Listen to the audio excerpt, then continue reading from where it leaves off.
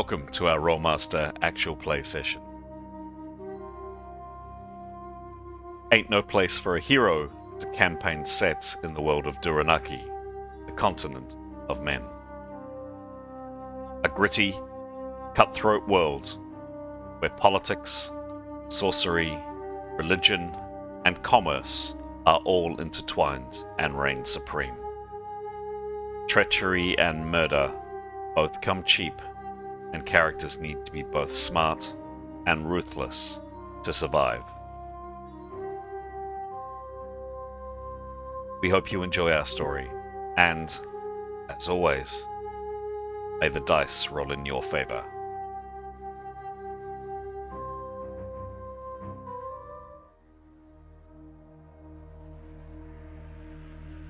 This is episode 171 of Ain't No Place for a Hero.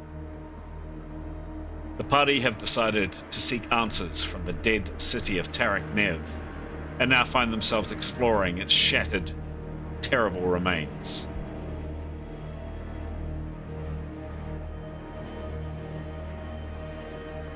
We rejoin our heroes with both Grey and Tarquin still unaccounted for in the palace ruin, and with the rest of the party deciding on their next move.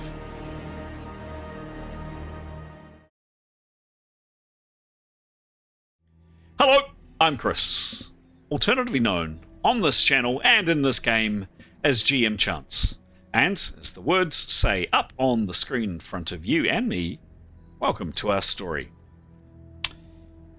The story that we're telling is a tabletop role-playing game. It's called Ain't No Place for a Hero, and we use an old system, an old crunchy system from the 1980s called Rolemaster to play it. We have a very large selection of characters in this game. Relatively common for role-playing games to have 4, 5, 6 player characters. We have, as you can see on screen, 8. We have 5 players in our game, so if you do the maths, you'll realize that a number of the players double up with characters.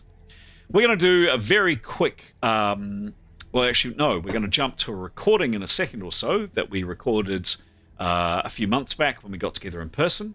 Before we do that, absolutely fundamental part of the show, sincere thanks to all of the people that follow us, subscribe, like, and hopefully share with their friends too. We are sitting around, it's February 2026, we're sitting around 420 or so people. We'd love to get to 500 within a couple of months or so. So please tell your friends if you're enjoying it. If you're enjoying the tales we tell, pass us on, make a recommendation. To others that maybe are Ain't No Place for a Hero curious, you've maybe listened to a couple of these episodes, you're liking us, you're liking the way that we tell stories, you're liking the characters that are up on screen. I guess, hopefully, you're just liking us as people, myself as the storyteller, and more importantly, the players. We would love a second or so from you, literally a second or so from you, to click the like and subscribe button down below. Thanks very much. Okay, as mentioned, we're going to go to a recording of when we got together in person back in November. We play online, obviously, mostly, but we do get together once a year in person to roll dice together. And we did a bit of a character interview, character getting to know you session, recording session then, and we're going to go to that recording right now. Cool. All right. Hello again. It's a Sunday morning, and I'm going to answer some questions about Grey Rough. Now I say Roughwind. Roughwind. Grey Roughwind. First off, how does Grey feel about success and failure? I think Grey gets kind of weirdly excited about it. He's really into gambling on the side, and I think he doesn't really think about failure as much as he thinks about shiny and the potential of more shiny. So I think he's kind of positive about it. And the second question I'm going to answer for Grey is, how does he feel about dark and forbidden magic? And that's a bit of an interesting one for him, because I think the forbidden kind of excites him a little bit. I think he'd be curious in anything forbidden, but I don't think he'd be interested in anything dark. He's a beastmaster. He grew up in the forest. He likes things that are natural. I think anything that he's come into contact with that's like dead and creepy and has like played with his mind, he's hated. So I think he would be quite happy for that kind of magic to disappear from the world, and just stick with the natural stuff. But permitted magic, maybe that holds a little bit of excitement or interest for him. Yeah. And now I have some questions from Pete. Cool. So the first one is, how much does Grey concern himself with what others think of him? And if he does, what does he think other members of the party think of him? Ooh, that's a very good question. I think Grey has been brought up by wolves and by beastmasters. I think pack is very important to him. So I think actually he would kind of care quite a lot about what they think. And he would hope that they see him as an ally and a friend and someone worthy of being in the pack. I think he was very nervous about joining this new pack, and obviously was quite devastated to leave his old pack. But I think he's excited about it, about the potential for love and new friendships. And I think he just hopes that they accept him as much and enjoy him being there and rely on him as much as he relies on them, and sees them as great pack members, I think. Awesome. I think we do. Good. Yeah. Nice. Grey has two personal missions of justice from his past. So to find the killer of his parents and to find the killer of his beastmaster mentor. So understandably, this mission we're on now to save the world has sort of taken priority over those. But what are his intentions for the timing, or if indeed continuing those unfinished quests? I think he'll always question and always look for answers for that. But I think meeting the team and seeing more of the world, I think he's maybe ready to not forgive and forget, but I think he's ready to maybe try a life where he isn't consumed with vengeance. I think he's seen enough death. But I think, if something came up, if there was a really clear link or lead, I think he would have to follow it. But I don't think he'll be actively hunting for those as much as he might have in the past. So, for me, sort of that whole idea of both perhaps his parents and his beastmaster mentor would want him to live his own life. Yeah, I think so. Get on with his life rather than... Yeah, I don't think they'd want him to be caught up in anything. Yeah. I mean, who knows? Maybe they would. Who knows? Nice. And the last one is, now this is a bit weird, but and especially is that you weren't the one to create Grey as a character, but the image. So that image that we have got of Grey, is that accurate? So I've always wondered what that thing on the ground is. That like a green rotting head in a bag? I don't know what that is, or what your interpretation of that is. And the tattoos on his face and his arms and his hair and his clothing, is that the way you see him, or would you want to? I don't know why, but I've always seen Grey as like blue, like kind of like an avatar. Well, it's because of the tattoo part. Yeah, right? it's because of the tattoo part on his head. But I don't know. I never really thought of him as having that like weird like half face tattoo. I did always think about him having kind of more meaningful tattoos on his body potentially, and definitely that long mane of hair for sure. And I feel like he wouldn't be wearing quite as many clothes as we've got him shown there. Right.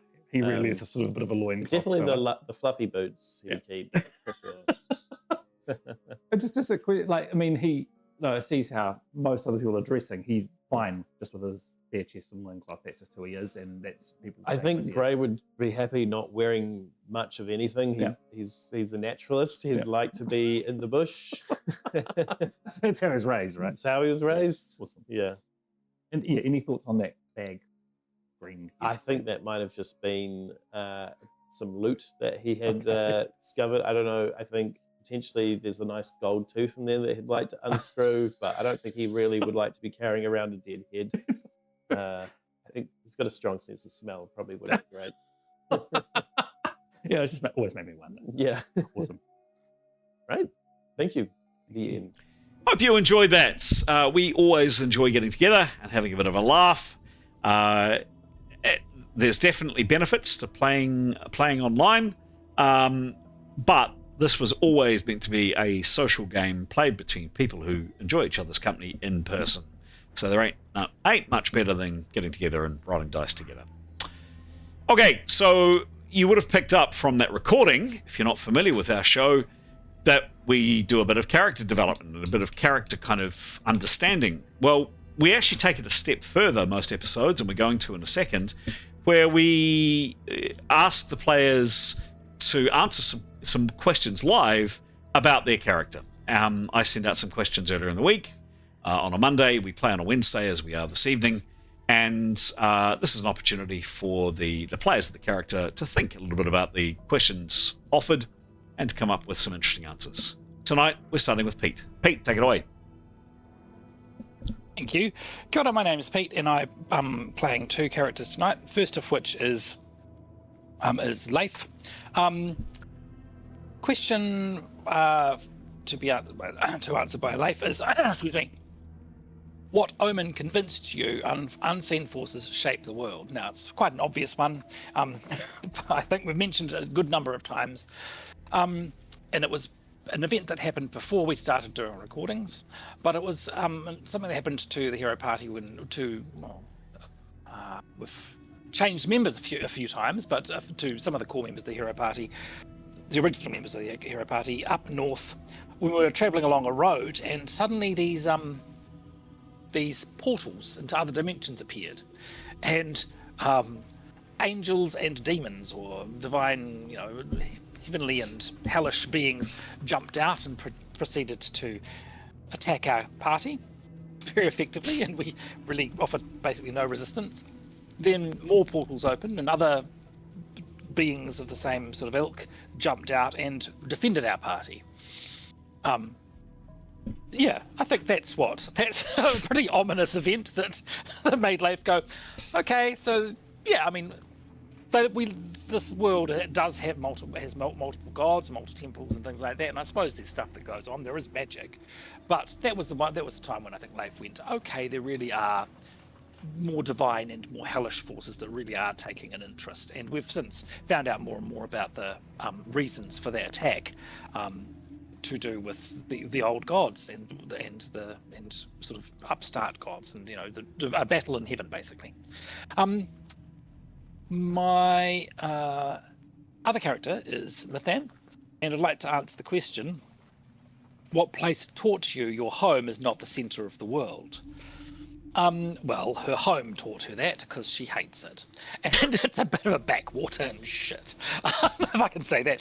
She's from the Kingdom of Turon in the colony of Damaralan, on a peninsula of Caban, and she's from a city called town called Cathmere. She's from a backwater town in a sort of a colony of I don't know that the Kingdom of Turon's a particularly major kingdom in the middle power kingdom. So she's like tiny, from a tiny dot on the arse end of nowhere. And she found people small-minded. Just not nice people. And she was reasonably well educated, and very, very quickly realised that her little town, she got the perspective of her little town quite quickly. In saying that, she has not been to particularly many great cities of the world. She's been to a couple of notable ones, I think, but nowhere near the major centres that I'm aware of. So, but she's, that's not high on her list of things to do either, because they're all full of people. Not her cup of tea. Anyway, so that's Mithan and Leif. Could I please pass on to Graham? Sure, I'm playing two characters, one of whom is in play, the other one is on holiday. I'll answer for that character, Niathanal, who first up. I'll answer the question: if your gods fell silent forever, would you still live by their teachings? Yes. She doesn't do it. She doesn't do the things she does because she's being watched. She does them because she believes in them, so she would continue to do that. And I don't know how she'd know that her god fell silent forever either. I think she'd assume that through her worship, the god would live in some form. But no, she does what she does because she believes in what she's doing. Other character I'm playing is Etienne. What culture challenged your sense of good and evil? Well, the one that we're sort of rubbing up against at the moment, we seem to be sort of borrowing a bit from, like we need a sword, an E.R.P goddess who we've had sort of scrapings with, and with her horrible traps and underneath her temple. Leif got flame grilled and Nathaniel got skewered on a giant magnet. She looks like a nasty piece of work. Really, she looks quite an evil goddess, but we are sort of nonetheless seeking out her sacred items in which to destroy even greater evil. So it's a bit of a strange sort of. I mean, she's not really doing us, hasn't done us many favors, but we at least have got the sword and the dagger that we need, and they seem to have been in the E.R.P goddess's keeping. So. Yeah, it's a peculiar one of what's good and what's evil, or who's more evil than the evil people. I don't know, but that all seems to be quite confusing. So yes, I'll pass over to Aidan. Hello. Thanks, Graham. Hello. I'm playing 2 characters as well. The first character I am playing is Grey. And what for him I'll answer, what place taught you that your home is not the center of the world? For him, when he started out life as center of the world, for his house, his home was like a caravan in a traveling circus, and it felt like the center of the world. It's where his family was. It's, it moved around, but it was his home. It was his center. Mm-hmm. And then when everyone he knew and loved was murdered viciously, he ended up moving into running away and ending up in the forest, in the bush, and that's where he kind of learned that there was so much more outside of his caravan and outside of the world that he grew up in. Mm-hmm. And so I think nature taught him that there was much more out there. Excellent. The second character I'm playing is the lovely Demos. For Demos, I was going to answer what monument or relic felt like it hid the truth. And when Demos thinks about this, he would think about a party member in the other party that we traveled with, Jada, who had this old kind of amulet thing that hung around her neck, and it seemed like it was giving her power and was really good for her, but actually it was kind of sapping her life away, and it was because there was a demon in it, and the demon nearly killed her, and it was definitely hiding something, and it wasn't good. Yes. Yes. Very consistently and concretely, yes. Nice, thank you. Thank you. Do we have Giles? Giles is listening. Yeah, We do? We do, yeah. Oh, hello, good. Giles. Oh, Hello. not too noisy. I'm off the bus now. Excellent. Continue with the traffic on the wheel time. Are you able to speak, or do you want to hold fire? I can do this briefly. So I'm also playing 2 characters tonight. First character I'm playing is Tarquin, the young half-elf. I'm fascinated by the question, would you continue to follow your gods if they fall silent forever? I think if I'm brutally honest, the answer is maybe not. He's pretty young. He struggles with some of his gods and with religion in general, and has some conflicting beliefs about his very early life and later life. He's in a state of being quite unsure about religion, but very clearly does believe in the gods and their power. Mm-hmm. Albeit they may not be omniscient and omnipotent. So that's Tarquin. Mm-hmm. The other I'm going to play tonight is Karios. I'm playing her for Alex, who unfortunately can't be with us today. I didn't read the questions in detail, so I'm going to make one up. I'm going to take a risk here that might be pertinent. And we're in a place of darkness. I like the darkness. And so the question is, do you believe in a thing called love? I think the answer for Karios would be yes. Excellent. Excellent. Fantastic, and thank you. Yes, bravo. Yes, that deserves a clap. Thank you. And my thanks to you, as always, if you're subbing in for someone else, really appreciate it. Alex was intending to play. She still might join us, but she's been swapping a couple of texts with me just as we've been recording, and she is having a particularly challenging day work-wise, so she may join us, she may not. Let's see. Excellent. Well met, one and all. Fantastic to have you all. These are the characters, so we've been speaking about them, and you've seen some of their image up on screen. That's them all named. Oh, hang on, I didn't see the meme before. Excellent, excellent. Thank you. Love that, Pete. Love it. Let's jump in. Just so you know, I can't see a shared screen. By the way, you can't. I don't know if other people. Maybe it's just me. No, I can't see it either. No, you can't. Yes. You. Thank you for telling me that. Turn on camera. There we go. I thought I'd done this already, but I hadn't. Thank you for the heads up. You can see that now. Good. Thank you. Thanks. Let me just reorganize my stuff. There we go. Okay, cool. You can see your screen now. Good. Thank you. Thanks for the heads up, guys. Very good. So those are the characters named and up on screen again. Brilliant. So what we're going to super fast, really fast, my goodness, is zip through the health of characters, or health of some characters at least, and we will. That'll be done by me in a second or so, and then we're going to turn over to Graham to give a super duper fast run through where we were at last time, and then we're jumping into play. So the health and status of characters. I'll go through some. I won't touch on others. Leif, you're on 105 hits out of your normal 147.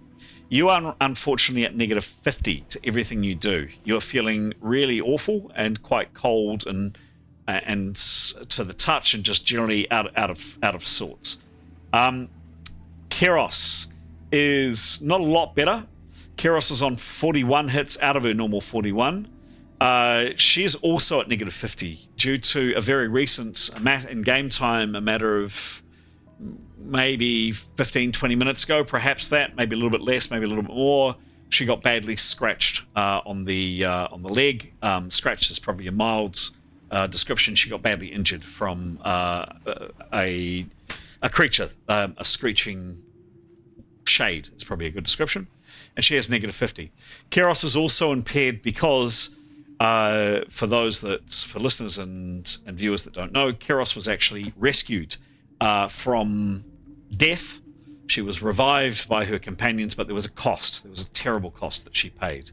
And that included the fact that she has had very bad nerve damage. She can't walk quickly, so she's restricted to 37-foot rounds at a walking pace. She kind of shuffles along. She has a very bad stutter, so her communication is heavily impaired. She also has lost the use of her left hand and left arm. She still has it, but it don't work. And then critically, if Keros takes damage because of nerve damage, she needs to make a roll, and there is a chance, it's only happened once so far, but there is a chance that because of the shock and the trauma of being injured, that she passes out. So she's not in great shape, and with the negative 50, it is really quite an impairment. Mithan is on 145 out of her normal 179. She's at negative 12 due to pulling a muscle some time back. Demos is relatively healthy on 124 out of his normal 132. Demos, your right hand feels kind of weird and odd, but you can still use it, but otherwise you're okay. Etienne, you're also relatively unimpaired, 129 out of your normal 136. Again, Etienne, quite some time back, lost his hand due to an acid strike, and he uses a shield, which is literally screwed into the stump of where his left hand is. So he operates with a permanent shield in his hand and often a sword in the other hand. Tarquin is on 48 hits out of his normal 59 and is otherwise uninjured. before we hand over to Graham to provide us with a quick update of where things are at, any questions on any of that for anybody? Going once, going twice. Sold.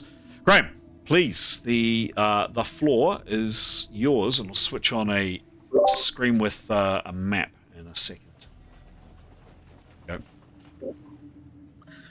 We're in the demonic city of Tarquin. We came here not only to pursue our arch enemy, the TPP, in their deadly dealings, where they're seeking to unleash a horrible creature onto the world, but also because we believe that there is a sacred there was a sacred sword that we needed to match with our sacred dagger that we'd already picked up in order to destroy that creature, and we have actually recovered that sword. So we were about to leave.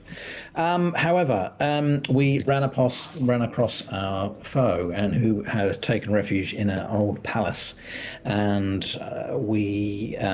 one of our characters, Neathanol, checked that out, and then subsequently went missing, and we have now fled inside the palace ourselves because something large has appeared outside the palace walls. We don't know quite what, but there's a lot of strange lights that are bouncing around, and if we got in the way of those, they were doing us damage. And so we fled into the palace, in which our foe has also taken refuge in, and we were pursued by strange ghostly creatures that shrieked and did us quite a lot of damage. And we've dispatched a couple of those, but there's still maybe some still around. So we were inside the palace. Tarquin and Grey had split off from the party because Tarquin had cast a darkness over an area, and both of those could see in the darkness. So they were heading off to see. To take a closer look at some of the TPP who were engaged with trying to wall in some creature at the far end of the structure. And the rest of us were going to sort of circle round the courtyard and see if we can head them off the pass. However, we dilly-dallied a little bit because we were a bit concerned about being shot at as we approached. And the creature that we could hear smashing on the door was evidently smashed through the door and is probably headed our way. So most of the party are in a room. We've laid down some special dust on the floor that hopefully will a demon, if this is a big demon, come. Most of the things we've met in the cities either are demons or undead, so we're hoping that if it is a demon, it won't be able to cross the threshold. And we are taking refuge in there, and we understand that Tarquin and Grey are hopefully headed our way. And we think most of the TPP have actually fled and now probably up in the upper floors of the structure. But we don't know that. We saw them running past at the far end of a corridor. So that's where we are. And yes, awaiting news of our two compadres and expecting to meet a rather large beastie quite soon. Excellent. Thank you. Well surmised. Great job. Thank you, Graham. One last thing from me.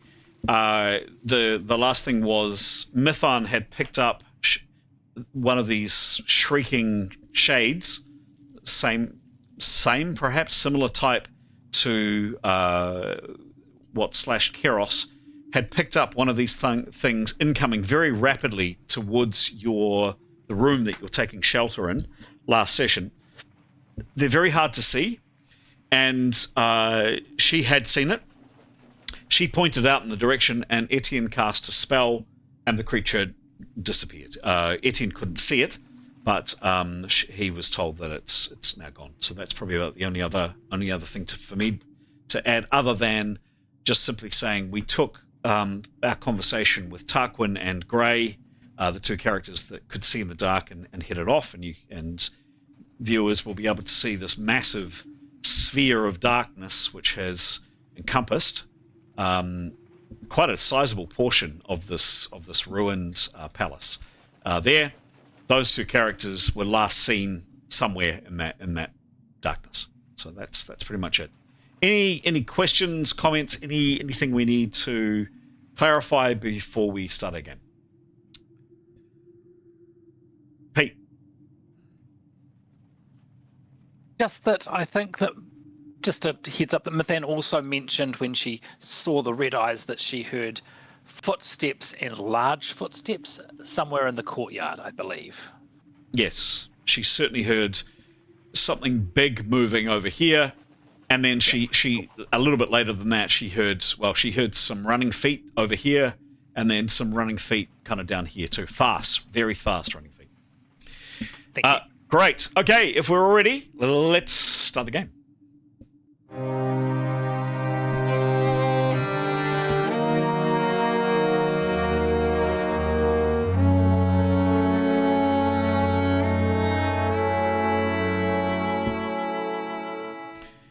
I am going to leave the battle music off because right here, right now, none of your characters, these characters in this room, are involved in a fight. Other characters maybe, but we are going to go into rounds.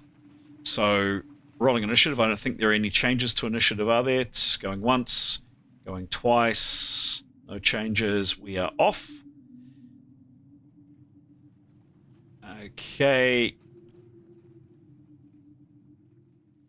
Yep.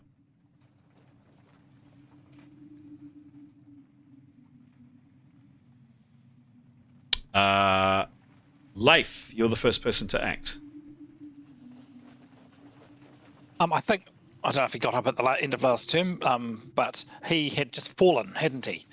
As the float spell. He had, yes. Yeah. So he will. He would like. I believe he got to his feet. I think. I think we said he was still kind of around, dazed. True. Okay. Well, he will finish getting to his feet. Yep. Which is where are we? 50%, I believe. Standing up from standing up from Cool. prone. Yep. And he would like to draw his sword. Okay. Yep. Great. Done. He does that. Anything else? And he'll also say, drawing a weapon. 20%. 20%. So he's got 30%. He would like to. When I'm doing a perception roll, he's at -50. He would like to say, what's happened to Grey? Or hope Grey's okay, basically. Okay. Because if the spell was cancelled, if the spell's been cancelled, Grey could have cancelled it. Yep. Or, yep, that's all he'll say. All right. Cool. Thank you. Lovely. Cool. Just to remind you where you are, by the way, describe that room. These are very large copper doors that you tried to budge. A couple of the characters tried to move it, didn't seem to want to move. There's a tattered, decaying kind of rug in the middle and the remains of furniture around here. Just a quick reminder what's here. Just in case any viewers are not familiar with what's going on, these things flying above, there is actually a roof. So I've just simply removed the roof so we can actually gain access to the players and to the characters and to the game. There's a decaying, rotting curtain here. It's kind of used to be velvet curtain there, and some rubble and stuff here. Just refreshing your memory.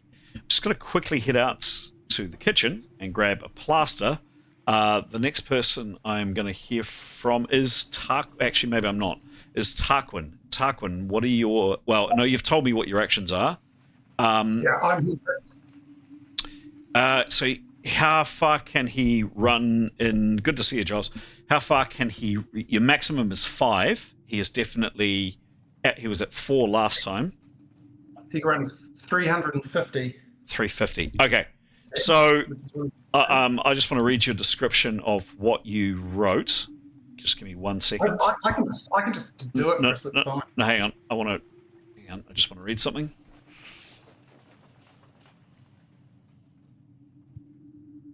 Okay. You all hear the sounds of rapidly running feet. Tarquin, can you give me a 1 out of 100 roll? If you roll a 1, you're in trouble. You've got a 1% chance of something bad happening. 59. You're fine. so all of your characters hear the sound of rapidly sprinting feet, and like really, really, really, really just legging it, and not really, no particular checking. There's not a lot of caution going on here. You see sprinting around this corner here is Tarquin. I'm going to take a little bit of liberty describing him. His hair is flying. He's sweating. His eyes are bugging out. He looks pretty terrified, to be honest. He sees you. The distance down here from memory was... I'm just going to check just to see how much was he. How much could he run? 350? Yeah, 350. Okay, let me just check something.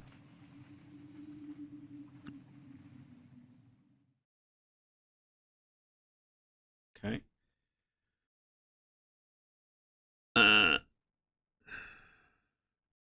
Cool. So actually, the distance that you ran, you only needed to run 240 foot.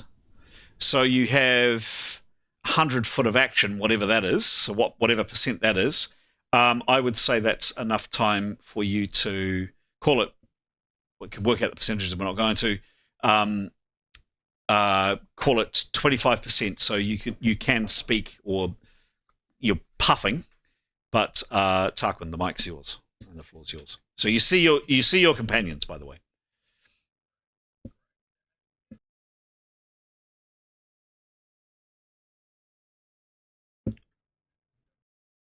Yep.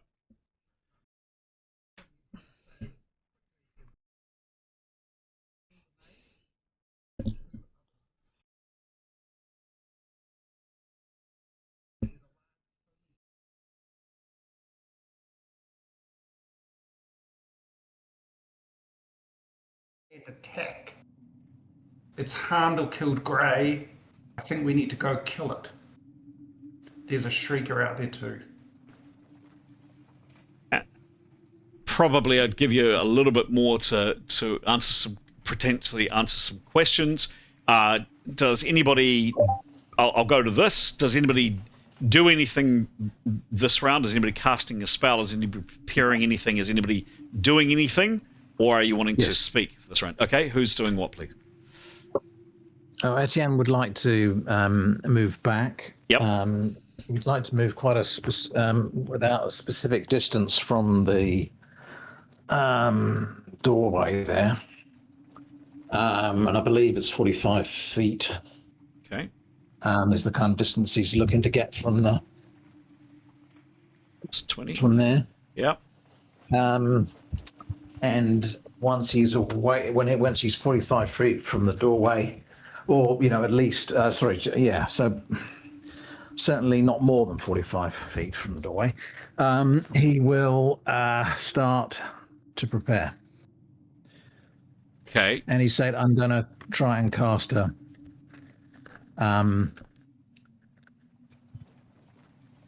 repel demon." Okay, so Etienne, you were there, you moved back a smidge, I think you were there, call it that, you're beginning to prepare. Cool. Anybody else doing anything this round? I won't go to individual characters, but are you speaking, or anybody taking a particular action, or anything that can't be done in terms of a conversation? So if you're drawing a sword and speaking, that's fine. Anybody doing anything? Nope. Okay. Have a conversation if you would. Sorry. I think Tarquin's used all of his movement, but he's freaked out. He would not want to be at the front of this with any movement he's got left. He's probably out of movement. Yep. Others. Mathan would push herself in front of Tarquin if she gets that vibe from him. She's got her sword and shield out, so and she'll say, "Was this a regular pony-sized cat?" I'd say it's a large cat. It had red eyes. It was wearing a collar, like it had an owner.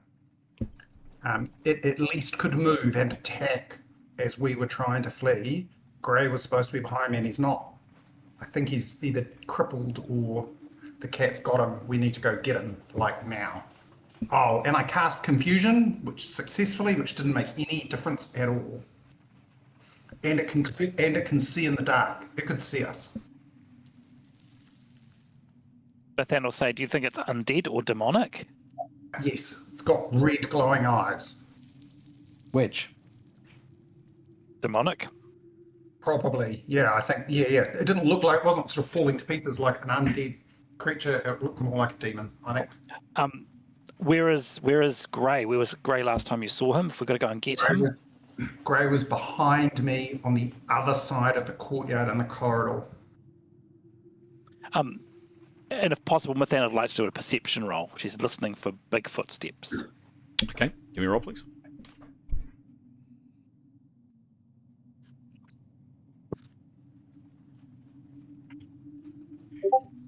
$40.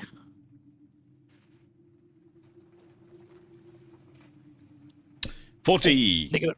Yep. Negative 12. Can you? I could have sworn I got my calculator off the desk. There it is. Roll again, please.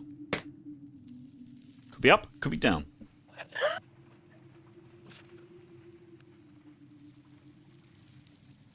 Oh, 99. Just always feels wrong when. Yep.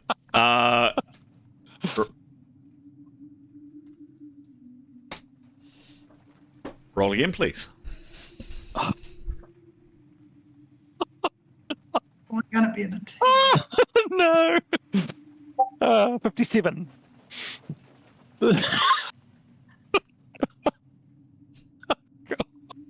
Okay. And what is her perception, please? Plus 88. Oh, and she's got plus 10 from inspirations, but negative 12. Okay. Some information could be wildly accurate or it could be wildly inaccurate or anything in between. Coming into Mathan's chat in 1 second. I'm just going to move it to that view so others can't see what I'm typing. Either way, she's going to believe it. You know, we don't. Yeah, she for doesn't sure. know she's just rolled open in. For sure. This is what your character sees, hears, whatever. Oh no.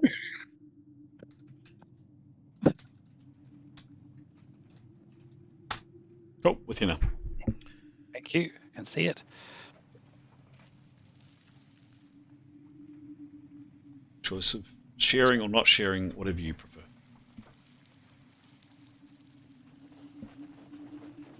Oh. Okay. She will share everything if that's all right. She will say, I think I can hear something heavy, but not that big, not that large, fall down there. And she'll indicate the end of the building, the direction where we last saw our foes. So sort of down that corridor that Tarquin's just run down. I think I can hear something's fallen down there. And across there, pointing to across where the courtyard is that I think I can hear purring, just briefly, and something wet and gurgling. Like a cat eating? Hope not. It's not Victory, is it? Where's Victory? Oh no. But she doesn't think she can hear, like, Tarquin wasn't being pursued. No Bigfoot falls. No. Interesting. So she'll say, do we go out and hunt this thing, or do we try and bait it in here? We might come out of rounds now, actually. So free form. I think, well, as Etienne will say, planning on casting a repel demon spell to keep it out of this room. Going to take me a few rounds. And if you want to go and, you know, or not, but it's going to take me a few rounds. Why don't we wait till you're prepared, and then Mathan's happy to go out and peek, and then run back. Yeah, well, we'll try. You can do that anyway. Obviously, I mean, the spell won't affect you. but let's wait until Etienne's ready. Yeah. Okay. Does that sound sensible to everyone? I think Tarquin would be pretty agitated and would agitate for movement. So if the cat's not behind us, I think we should take a look around and get down the corridor. He wants to go get the TPP. Kill the cat. Go rescue Grey. How big is the kill cat? The cat's enormous and fast and deadly. I agree with you on all of those things, but there's no reason to How think big it's is it? here. It's the size of a pony. It's big. Okay. So it can fit through doors and things. Correct. Right. In which case, then, if we go off the TVP, Yeah. We don't want that at we'll our come back. up behind us, so we'll be sandwiched. So Tarquin would tell the party that, so one of the TPP has been shot dead. He thinks it's a mage. Two of the TPP have been shot by arrows by him, one in the leg, so they will be slowed up. There are no TPP that he could see in his mad dash. None in the room at the end of the corridor, none in the room directly in front, none in the big room. They've gone out. From the room at the end, they've gone into that room and out. So they'll be moving slow and they'll probably be bleeding, but the longer we leave them, the further away they're going to get. I suspect they're going upstairs. Okay. They won't be going outside because they get zapped by the beams. So if we follow them upstairs, that's all well and good, but we could then have the cat come up behind us. Correct. That's, And then we'd be absolutely stuffed. So probably we have to deal with the cat or hope that the cat goes upstairs without us.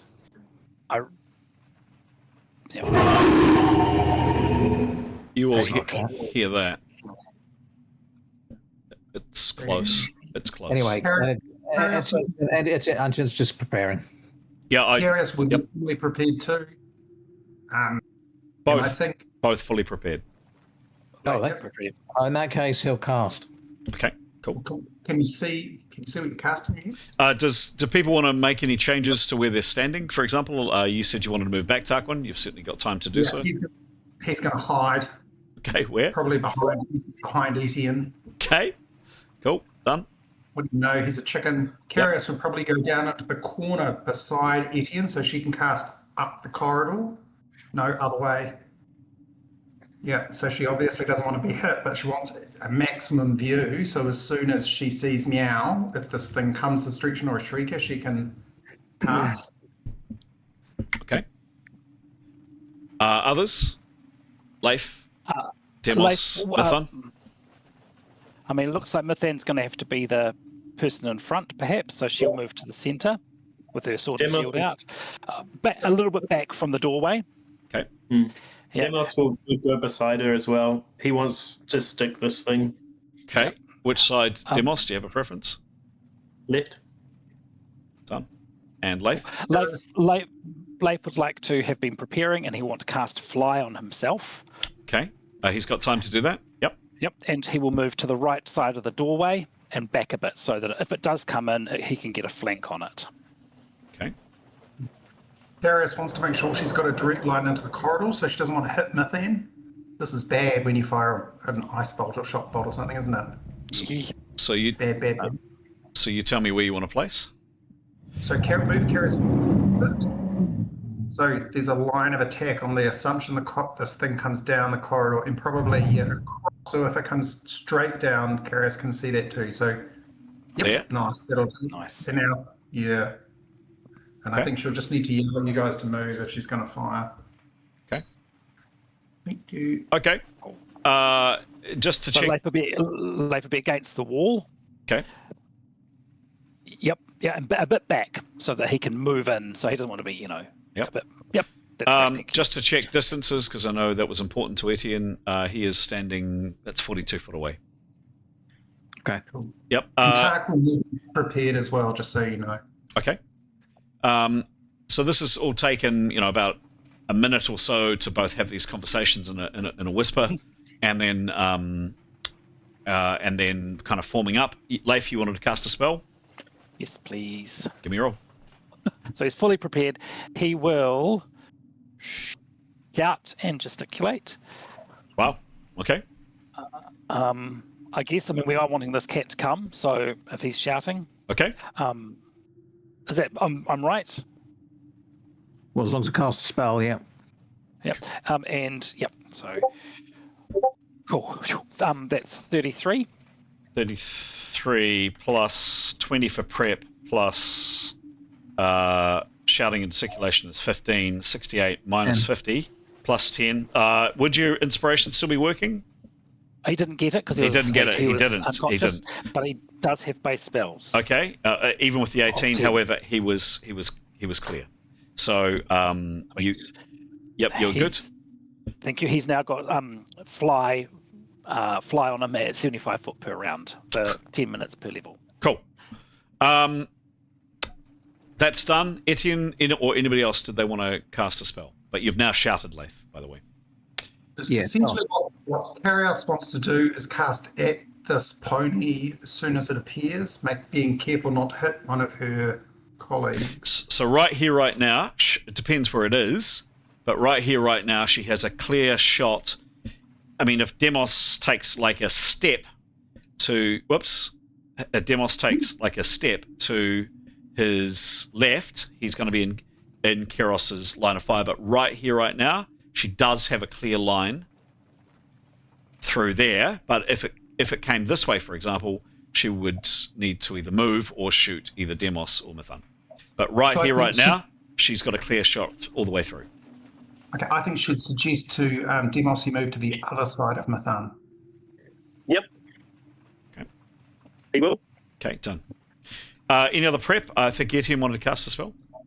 Yes, please. Cool, give me a roll. Transcending 55. Done. Yep, that was successful. 45. 40. Cast. He's shouting, wiggling his backside, doing the okey-dokey. He's doing everything he can. Done. Cool. So basically that happens simultaneously, and right as that happens, well, a minute or a few seconds after shouting, you will hear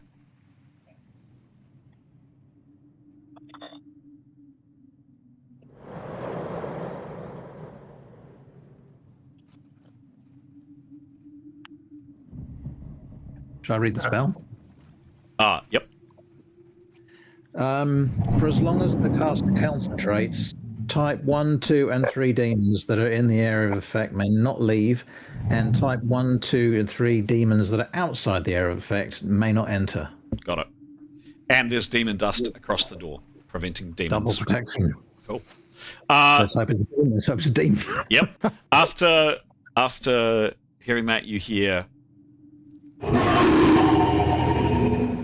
and then all of you hear the pads, slow pads of enormous feet. Thump. Demon feet?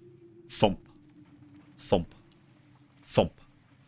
And miraculously, it's quite dim in here, but miraculously, not miraculously,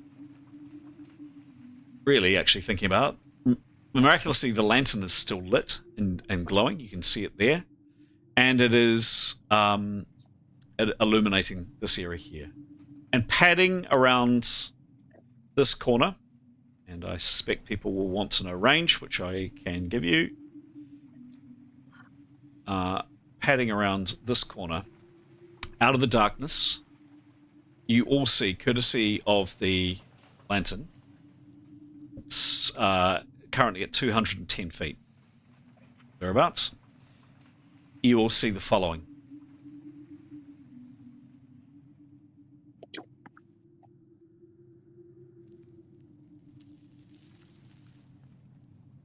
Drum roll.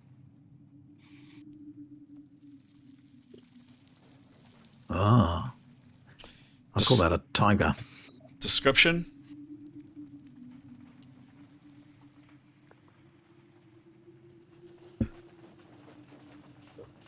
Covered with fine silver hair and standing the height of a large pony. Some of you might be able, those keen-eyed around you, might be able to see a silver collar. This thing is big. So it would stand at the height of a pony at its shoulder. It's at the head of a pony at its shoulder. So it's not quite as tall as a man, but its shoulders would easily come up to your chests, mid chest of a normal person, and then some. It's big. It's really big and powerful, and it slowly pads into view. I'm just going to get its counter, but before I do, I am going to switch on the combat music.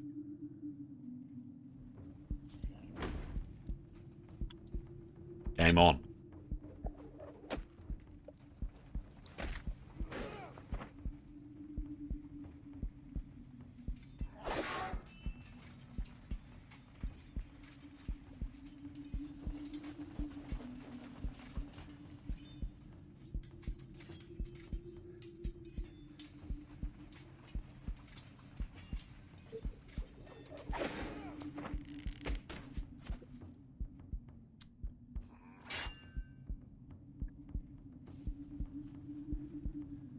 Where's Graham? Oh, He's right here. What's the area of effect of your spell? Well, he's already said that wants to be 45 feet, so it's a radius of 45 feet. So, just need to check something. Keros, you were saying you wanted to fire when you saw it. You've now seen it. It is a distance of 192 feet away. You tell me if you wish to, are able to fire that distance. Can only fire within 100 feet. Right. Cool.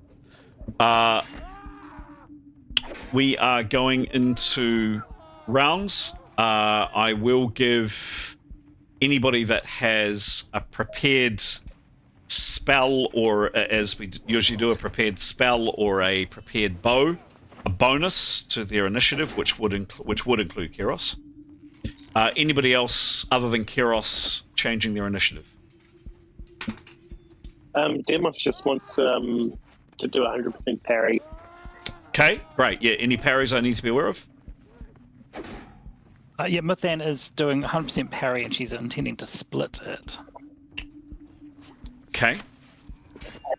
Expecting to split it. Okay. Rolling initiative. Sorry, can I ask what that means? Yeah, I'd like to know what that means too. Actually, Keros is negative 50 to everything she does. I've never thought about this, but I'm assuming that means initiative. Same with life. We've never done that. Actually, we've never done that before because it just ends up being so complex. I don't think we're going to start doing that now because it just ends up being too complex. But we probably should. Rolling initiative. We are off. And guess what? With that bonus, that is enough. Keros, you have initiative. So once your call, but you can choose when you may or may not wish to cast a spell. Yeah, so Keros' move will be opportunity action cast. Yep.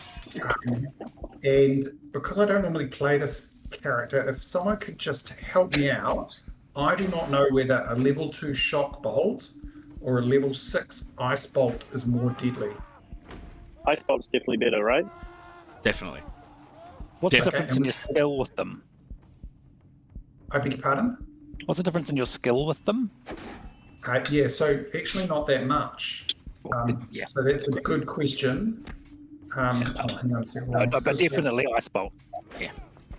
Okay, and so it's going to be opportunity action cast ice bolt as soon as this creature's within 100 feet. Done. Okay, done. Duly noted. Waving hands, yelling whatever is required to make it as good as possible. Sure. So this creature, it was padding at first. It builds up. It sees you, and its padding stops, and it starts running as fast as it possibly can in a direct line straight towards Mythan and Demos. You can just make out Mythan, probably, maybe not Demos. Did someone say bait? And 100 foot, amazing how you can just somehow know what 100 foot is, but in this game we've never futzed around with it. At 100 foot, which is there, it is moving at speed, and 150, and yeah, it is running, just tearing at speed towards Mithun. At 100 foot, however, Icy Girl gets to do her thing. So utterly no pressure whatsoever, Giles. But when you're ready, make a roll. Does the size of the roll matter? Is the higher the roll, the more deadly it is? Yes, indeed. Down it in 1. What's the roll? 657. 32. 32. She has negative 50 on this shot. She is an utter. She does get plus 20 because she has prepared. She does get plus 20 because she has prepared. She also has a plus 10 as well. Yes, I'd give you that. Your call, Etienne. Would your second inspiration still be working? Honest answer, please. It was 18 rounds. Yeah, definitely. Cast over here. He cast it a second time as we got into the room, so probably it was 2 rounds after he cast it, and then would have a long conversation took, I suppose. How long do you think that conversation took? I honestly... It took a minute, then it was 6 rounds, so that would be 8 rounds. So no, they've got a way to go. Okay. I think it was a bit longer than that. I'm going to say you've got five more rounds on this spell. But you said a minute. All right, okay. But including this, so everybody gets plus 10 on this. So, Keros, you raise up your one good hand, and you let fire. Or more to the point, you let ice. There is a blast of ice, powerful ice from your fingertips, which goes sailing over this thing's shoulder and impacts on the wall harmlessly. You miss it. Does it make a difference what her skill is? Yep. She's got negative 50 to this roll. Negative 50. This thing is fast. Her skill is 100. Yeah, understand that. Fully understand that. Definitely understand that. You also rolled a 32. You miss. Yep. It runs.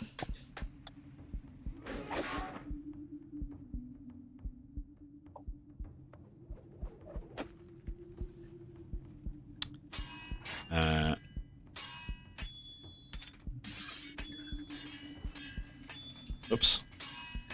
By 2.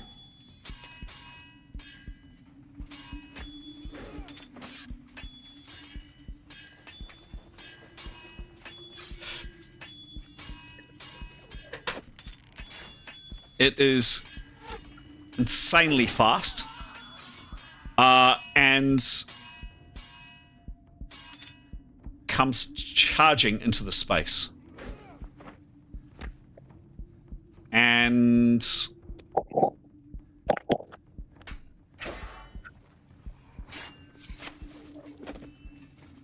it looks like Mithun and Demos that it is going to keep going through you.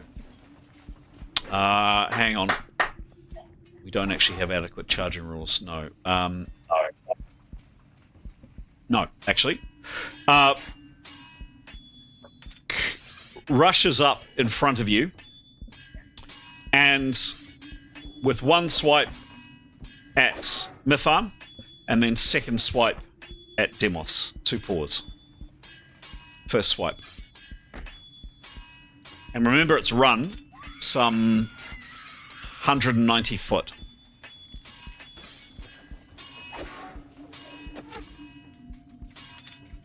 First attack on Mithun.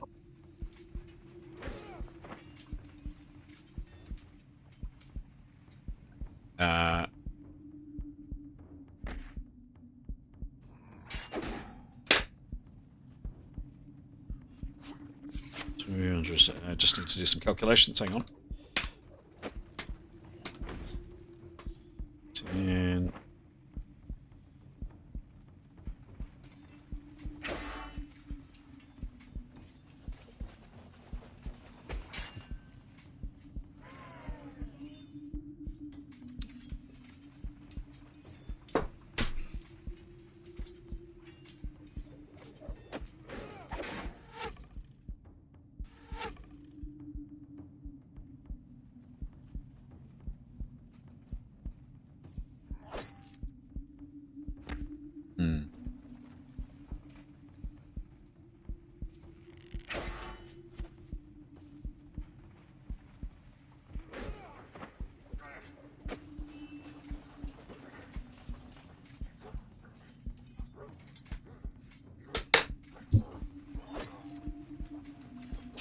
My maths is wrong. Perhaps just as well. My maths is wrong. Can't quite do that. Rushes up. It takes evasive action after the bolts, so it does get startled. And you hear it padding here. Goes out of sight from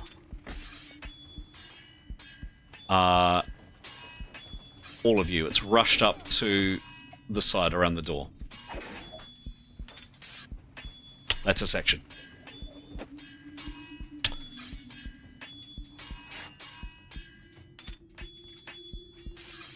Sorry for the indecision there, guys. I just simply did a miscalculation. Leif, you have seen. You're probably the only one that can still fully see it. Demos could probably catch a glimpse of it. What do you do? Give it a really nasty look. Wither it. Make it a wither. Yeah. Give it a death stare. No, he will. I mean, he doesn't need to say it's still there, but he, I can see it. He will move back a little bit now because I suppose it can see him. He doesn't want him to be its target. Yep. So he'll move back just a little bit, and he would like to. Tell me where he moves. Yeah, just a little bit back. He just yep. So he's still within easy range of moving forward to attack next round. But just so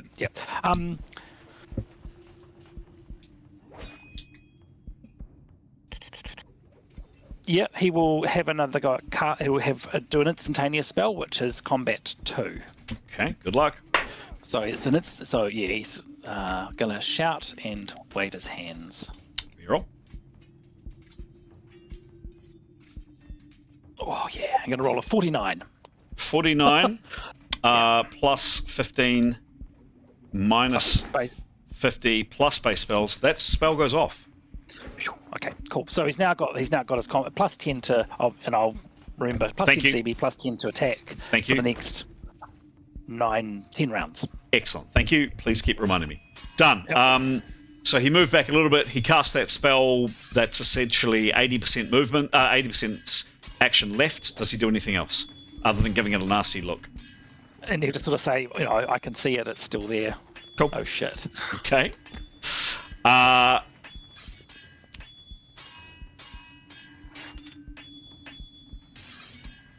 Etienne, what are you doing? You cast your spell last round. Well, he's still working on Plan A, which is that hopefully this thing is a demon. Okay. He doesn't know otherwise. So if anyone was near, they might hear him whispering, "Do we allow the unliving to violate the sanctity of life with impunity? We do not. Do we stand by and while the profane desecrate everything that we hold good and true? We do not. We will permit those who suck the very life force from our hearts the right to exist just 1 second longer in this world. We shall not," etc., etc. In a kind of chant. So he's concentrating on holding that 45-foot diameter radius of, and hoping that will do its thing. If not, bugger. Done. Cool. Tarquin, you've just seen, for the second time, you've just seen this thing sprint at horrible speed. It pull into here and go out of your field of view. What do you do?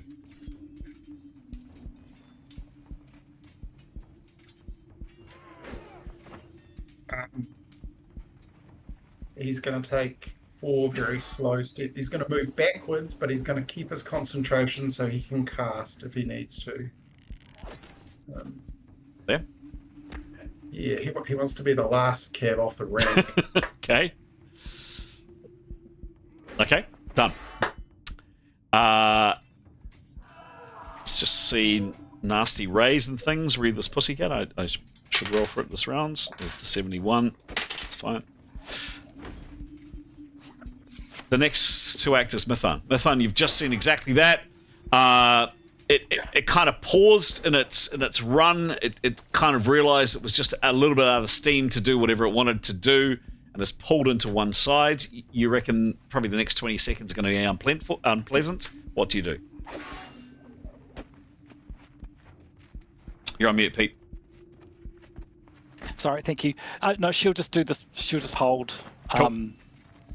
Yep. Yeah, intending to split parry next turn.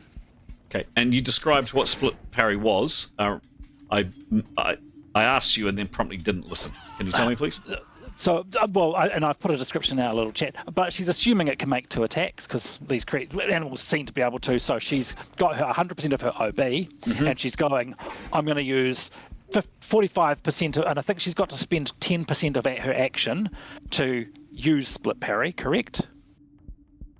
Can't remember. Yes. Yep. Let's go with that. Yep. Actually, I'll double check. Sorry, but she's going. I'm going to use, 45% of my OB to parry one attack, the other 45% to parry the other attack. That's what split parry is. She needs to be able to see both attacks and need to be aware of both attacks. That sums it up, I think. Cool. Great. Yep. Thanks.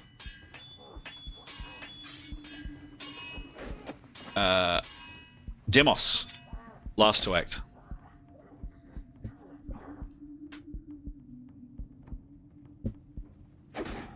Anything for Demos? Going once. Hello, Demos. Oh, off mute, on mute. Nice. Same issue again. What's happened last time?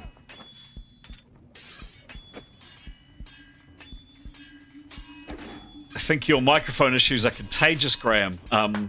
Aiden ended up with the same issue last time. I think he's probably got it again this time.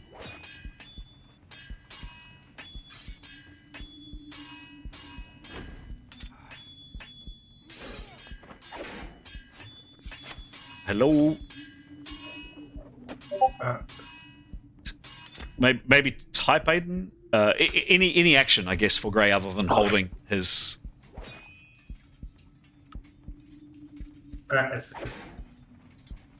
Essentially, no.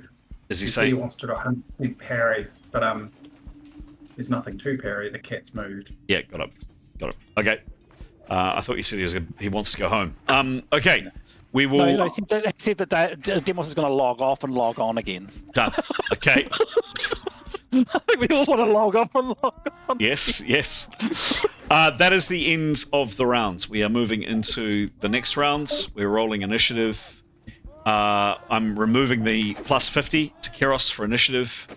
And we're... Tarquin's ready to cast, Chris. Sorry? It adds 6.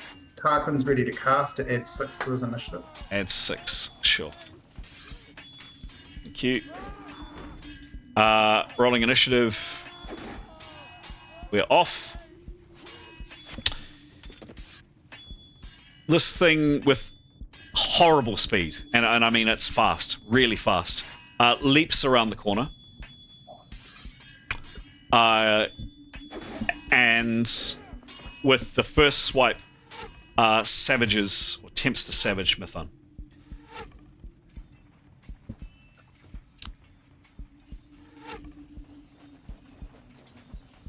It has moved, but it's absolutely trivial in its attempt to move. I've got Mython as a DB of normally 22. I've got her shield as 20. What's her 45 parry, please? So she is using 57. 57, cool. Even with that block, Mython, even with turning that aside, this... Oh, no, hang on. It doesn't, actually, because it doesn't get rear. You're lucky. No. It had rear on before for It had rear on. It doesn't get an attack. You're lucky. You turn it aside. Its second swing of its gigantic paw is... Hey, perfect timing. Is exactly at Demos. Hello? Yes, we can hear you. Yep. Hi, Eden. Thank God. Yep. No, we can absolutely hear you. This thing is big and fast. Its forearm is big and fast. I'm going to say had it been a normal human and all the rest of it, it would have ducked under a very long weapon. You can't keep this thing at bay. It's too big, I'm afraid. It's a large creature, and its limbs are much longer than a sword, I'm afraid, Grey, so it does get to attack. There are limits on how much you can parry with a spear. Okay. Yep. So it's been... I'm not sure how often Demos has parried before. Can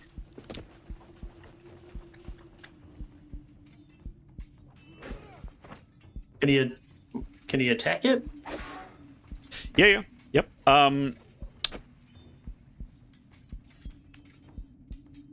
Two-handed weapons. Oops.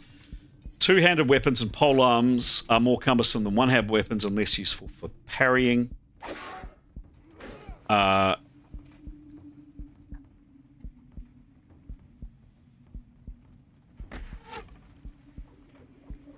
Normal size combatant versus a large foe with a one-handed weapon. Where the fuck is... Hold on. Max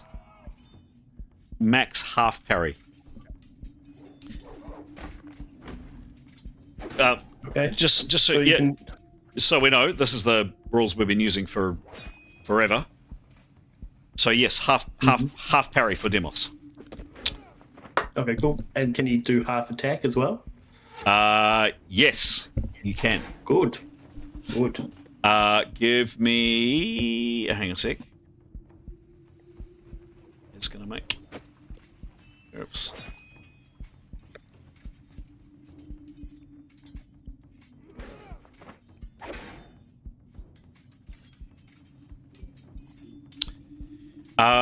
I have got Demos at 8 for his DB. I've got a shield of 25. Does he still have a shield? I think he lost. Did he lose it? I think maybe he did lose it, didn't he? I think he did. Yeah. He's just got Jamie. It's just him and Jamie now. Just him and Jamie. Well, that means the good news is he doesn't get a negative 10 on his attack using it one-handed, because he's using it two-handed. So that's good. What is his parry, please? What is half his parry? Where did you find parry? So half his skill with a spear. All right. Spear. Where is he? Goes pole arms. So half would be 61. Cool. So let me just check that. This creature's moved. He is attacking Demos with his DB of 8.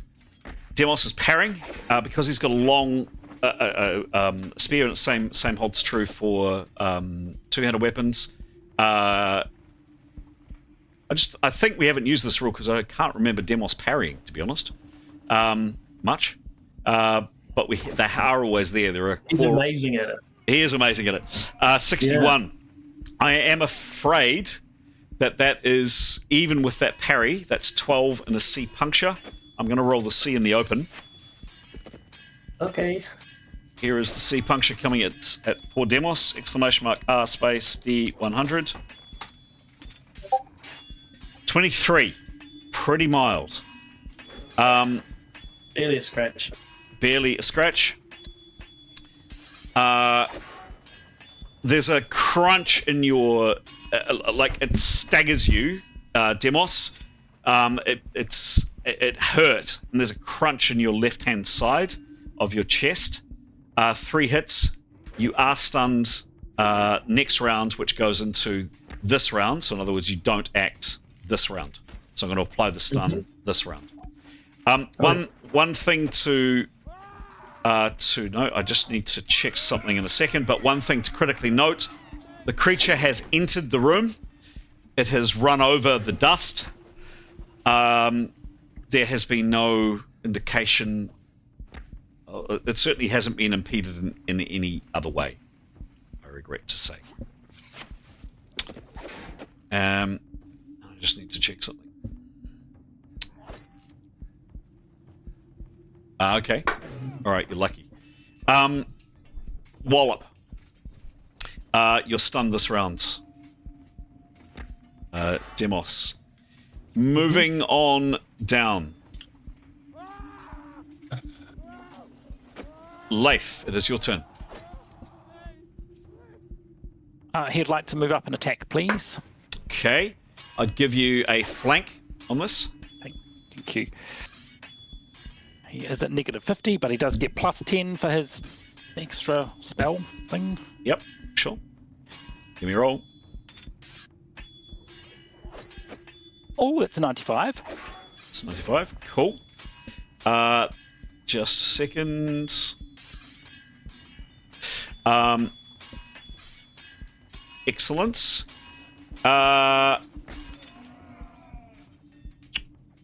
What is your type of sword, please, Leif? It's a magical longsword. Okay, cool. Give me a roll. Oops. What's the roll? Get this one out of the way. A 1. A 1, there you go. 95 and a 1. Yes. And then? It's the best time to use a have a 1. Yep. Well, sort of. And he's got an OB of 1, 2, 3 plus 10. Cool. Just 1 second.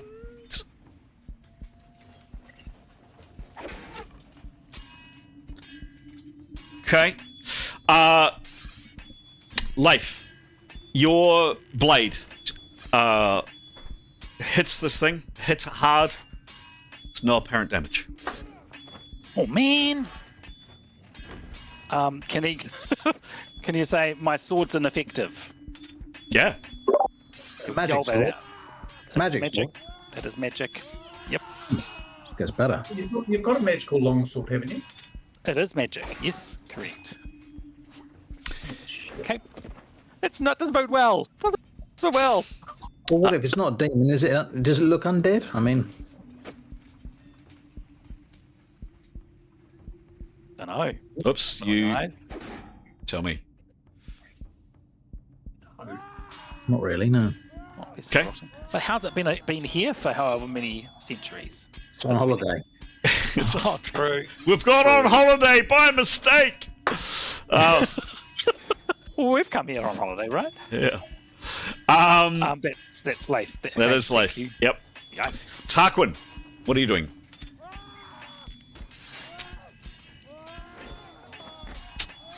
Panic on the dance. What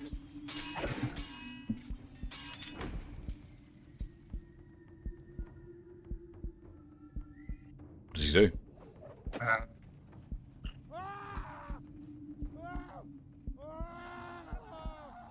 How far away from the door am I, Chris? You are 57.3 feet away.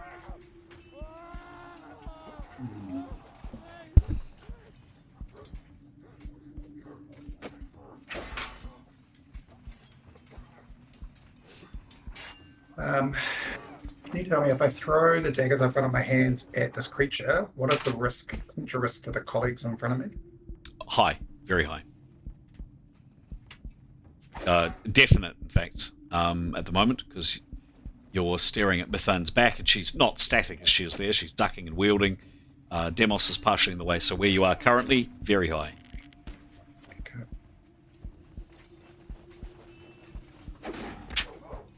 Okay, how far can he move without losing his prep? 10%. And how far away is he from the door? 57 feet.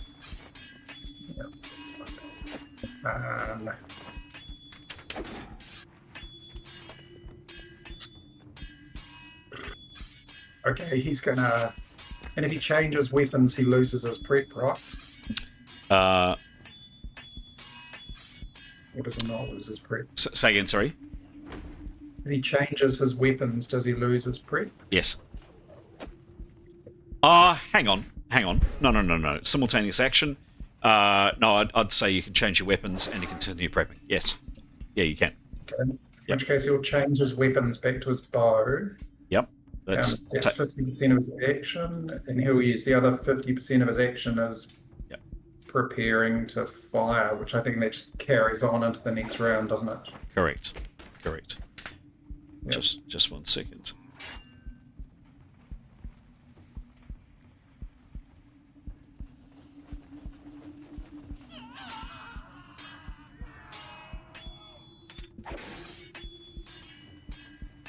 Cool. Just need to check one last thing. Next to act, to at least think about it while the GM's just doing a bit of reading.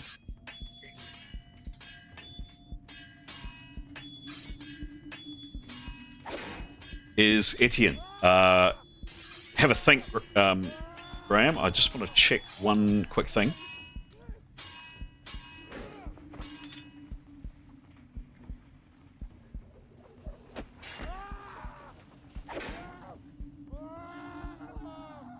Right, cool. Etienne, it is your turn. So, all right, not a demon. Or if it is more than a type 3 demon.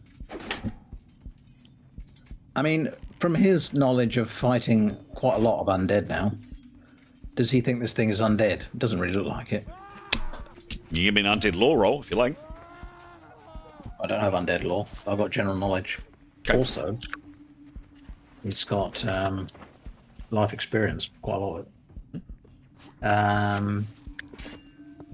Local etiquette he's got. Okay. And it is in Tarquin, so you know. You can make it. Yeah, sure. No. Right. So, but okay. From what he can see, it's not translucent. It's not rotting. I know you showed me a picture, but looks like that. Painting. So it's not rotting. It's got fur. It looks like that. Exactly. Right. That. But it has a glow in its eyes. So it's not normal. But it doesn't look like it's undead. And it isn't, and we can't attack it with swords. Or maybe... Oh, no, you of course don't know you can't attack. Oh, no, Leif did say that. He did. Well, I don't know that... I've got a holy sword, so maybe that does something. Okay.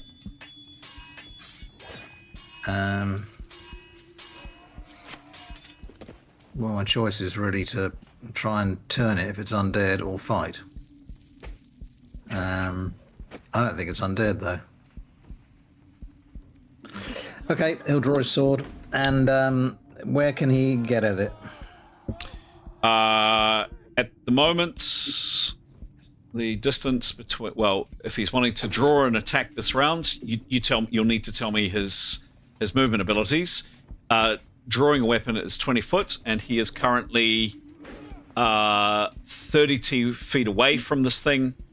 I'd said to you that it's large, and the fact that you could definitely cluster one because it is such a large creature, and it had its ability was because it's very big, it could kind of reach through Demos's spear, whereas a normal human couldn't, or humanoid thing couldn't. The disadvantage for it is more people can get around it, so Leif can definitely attack it at one time. So can these two, and easily Etienne could go here if you wished. But you need to tell me if his movement speed, and he's drawing a sword as well. So...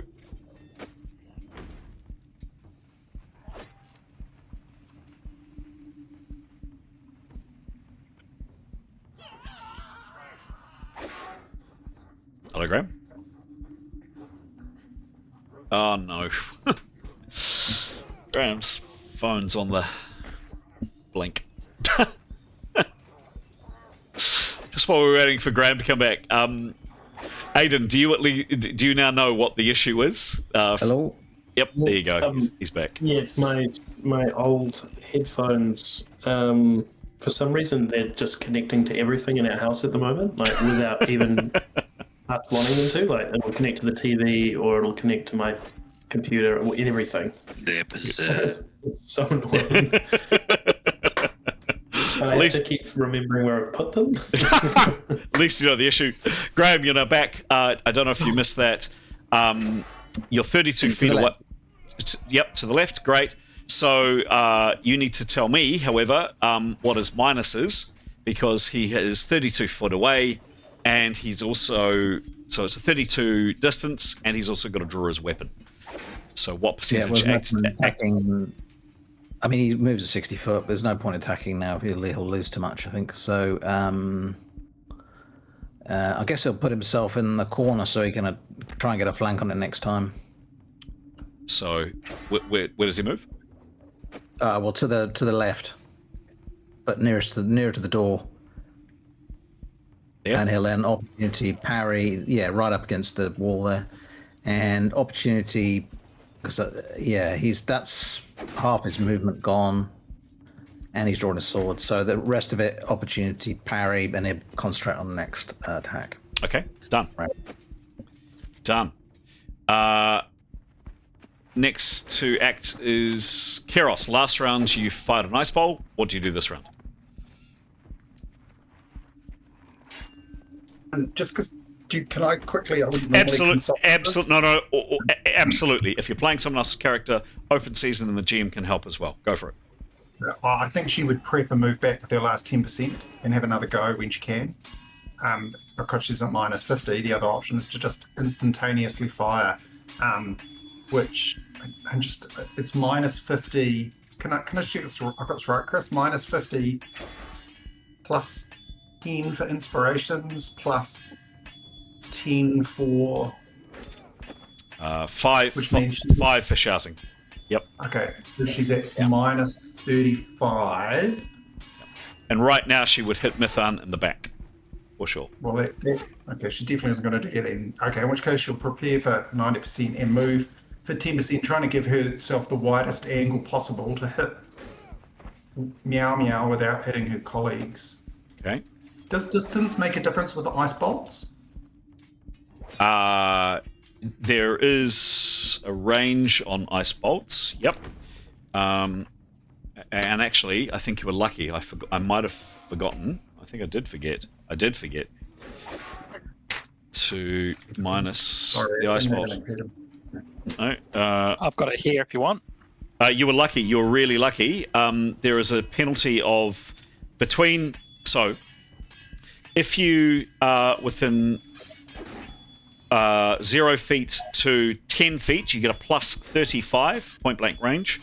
If you are between 11 feet and 50 feet, you get a plus 0. If you are between 51 and 100, you get negative 25. I forgot to minus the negative 25. You're lucky. GM made a mistake. I think she wants to make sure she's within 50 feet, presuming this cat stays roughly where it is at the moment. 27 foot currently. Do you think she'd get within 10 feet, team? Point blank range? She knows she's at minus 30. She knows it does a lot of damage. She's probably not the primary target. She might. What about, just a thought, are we all pitching in on Carol still or not? Yeah, please. Please. Just a thought about Lord Sleep as a spell. I don't know how the spell works, so yeah, that would be really good. You'd have to get some. I mean, it just affects 20 levels of sleep. I think it's 20 levels of sleep. I don't know whether it'll affect this thing, but that would be a definitive way to deal with it if it could. And just help me. How does it work? Well, if you can manage to cast it successfully, and that's the problem. Yeah. Then it will. I think it has a roll, an RR roll, and if it fails it falls asleep, and it affects 20 levels, so that's quite a lot. So if this beast is a 20th level beastie, it's still going to affect it. Yeah.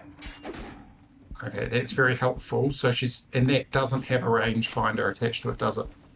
does, but it does. So the range for that is if you are touching your opponent. If you want to go up and pat the kitty cat, you get plus 30. If you're within 10 foot, you get plus 10. Again, between 11 feet and 50 feet, plus 0. 51 and 100, negative 10. So less of a disadvantage. She's going to get within 50 feet. Well, but you have got that massive minus, so I don't know. Yeah. How close can she get to Meow Meow?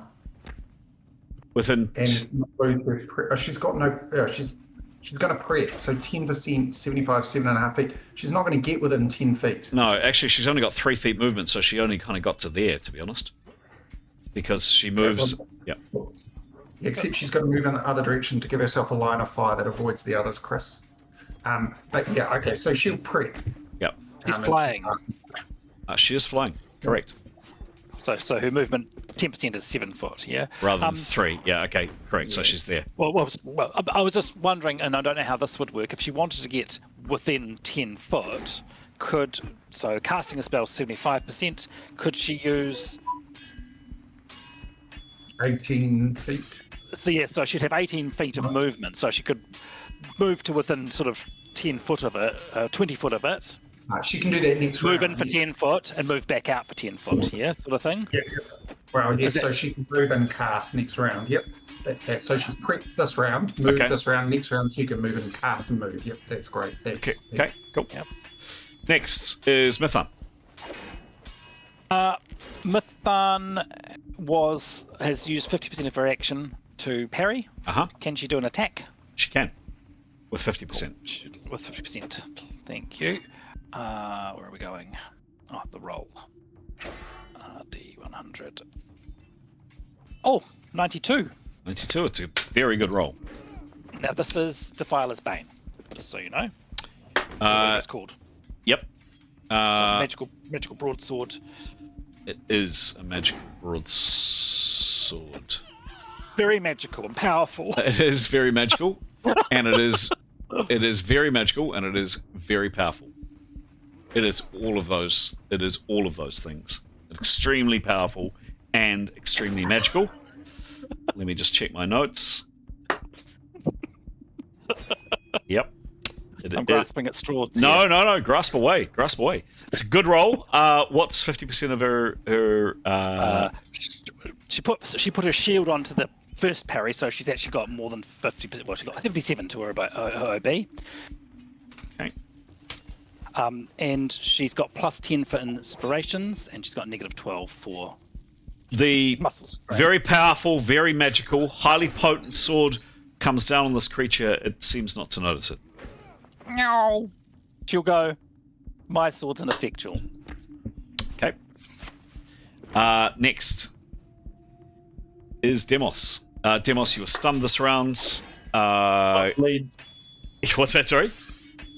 Demos bleeds. Demos bleeds, he does. No, he is actually not bleeding. He just was stunned. Just was stunned. Okay. Next, that is the end of the round. Rolling initiative. Any changes to initiative that I should be aware of? Going once, going twice. Harris is going to cast. I don't know what that does to her initiative. I'm sorry, Chris. It would be the same as before. She's had it prepared, so she is ready to fire this round, which is the rules we played last round, which means that she does get a massive bonus. So the idea is she's kind of got an arrow on the string. She's got in this case, not Tarquin, Karis. Yeah, got it. She's got a spell ready to go, and she is first. She is first to act. 14. Okay. I would say at this angle there is still a chance she could hit Mithan if she comes further round. That to me is a much more open and logical shot. Where she is currently, there's a chance. Don't forget these are not static; they're moving. If she came round this side, she could attempt to cast a spell. How much movement is that, Chris? She wants to reduce that risk to 0. Yep. Minuscule, I would say that's 10 foot. Beautiful. So she'll do that. She's going to cast her Ice Bolt again. Cool. It's Ice Bolt, isn't it? It is Ice Bolts, and yes, it is, and it's within. I should have given you the negative last time. I didn't. Give me a roll, please. You'll get a flank on this.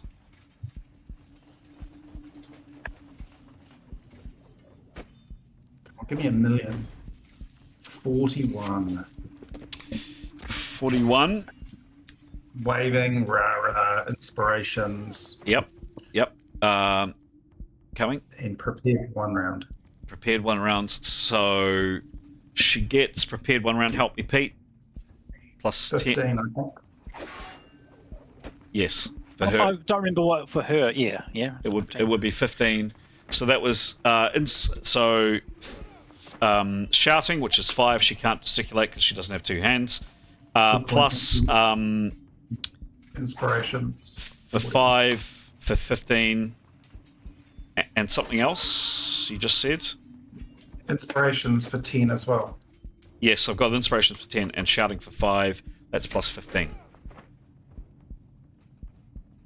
Okay. Yes, correct. Cool.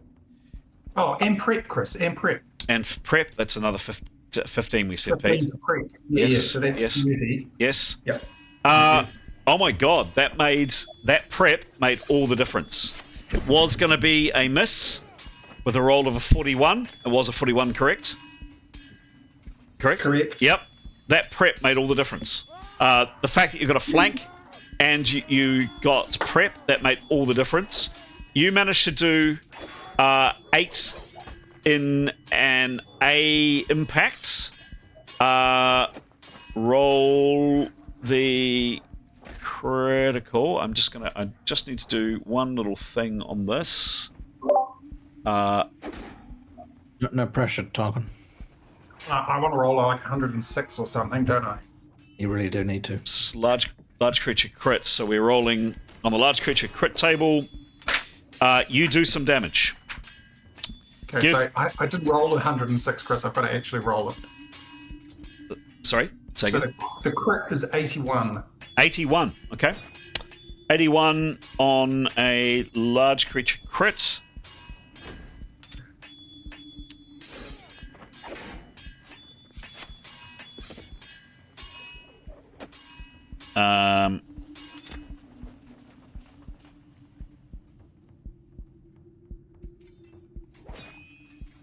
Okay.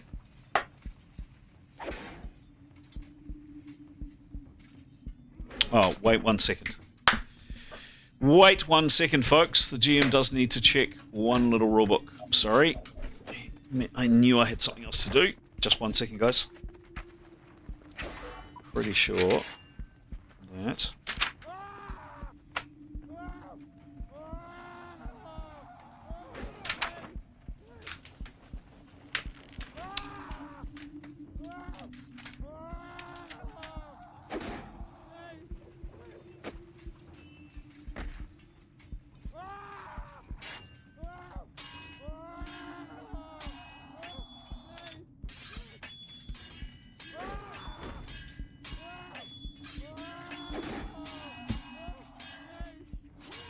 Sorry for the delay. Right, cool.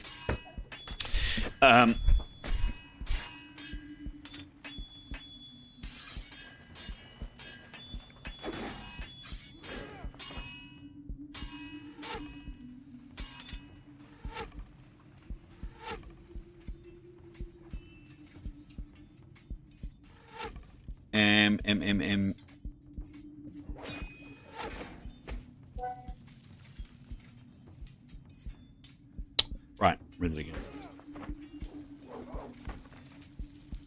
Smack. You do it another 15 hits, Tarquin.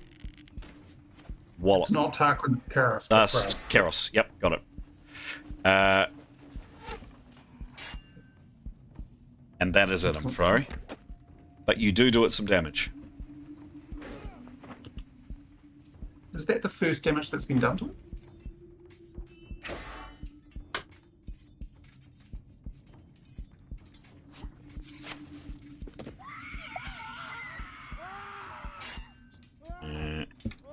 Okay.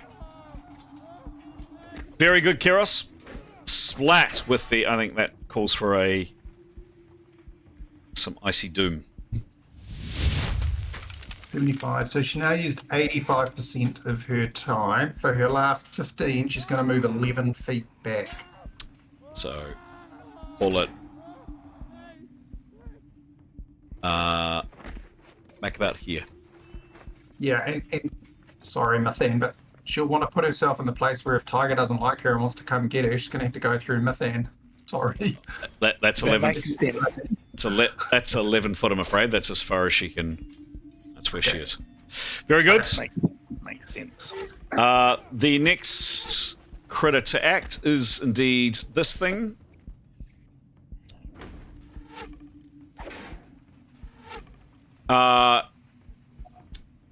It does the following.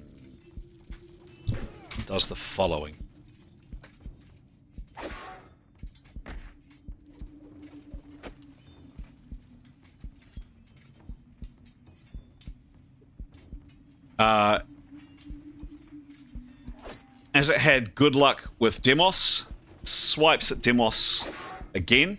Sorry, Demos, but it's a target that kind of worked.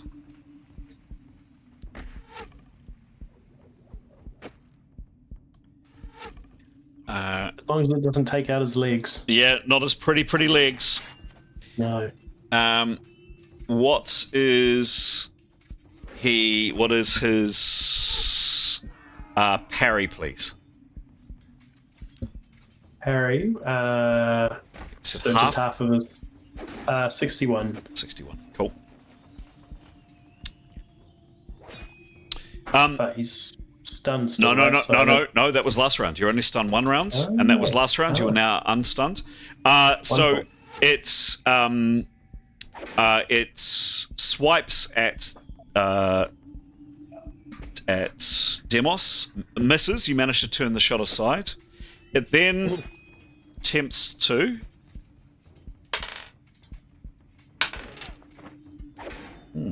Interesting.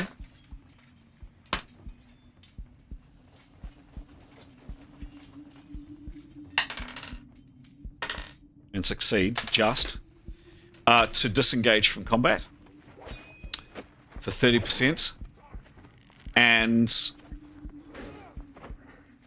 moves out of the doorway, growling and snarling.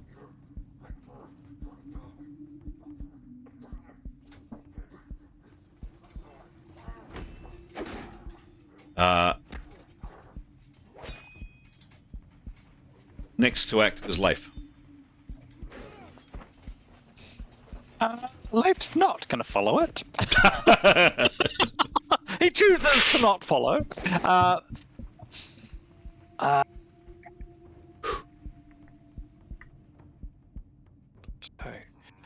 He's going to say, can we put a wall across this? Good shot, Keros. And he's just going to be prepared to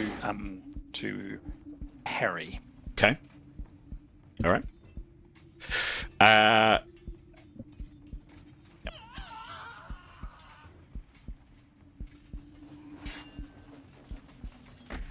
Next to act is Etienne. Etienne, you've seen it move up. Its distance between you and it is 12 foot.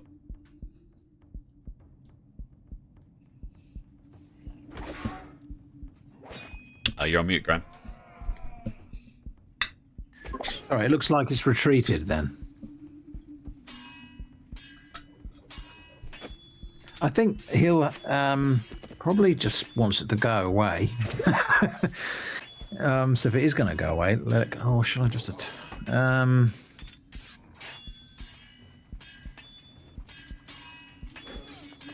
is it going? Why is it doing that?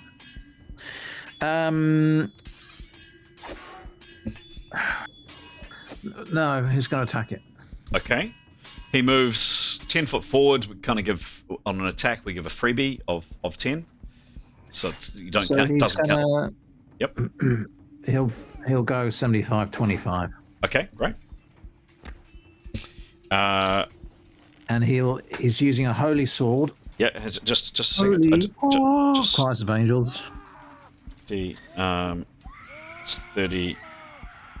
Step back. 20%.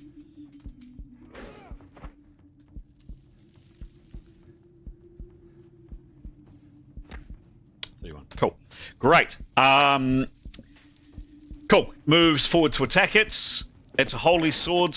Give me a roll, please, Etienne. Make it a good one. So it's a holy crit if it makes one, and obviously if he would like to employ some holy fire as well. Cool. So what is your OB with your parry involved?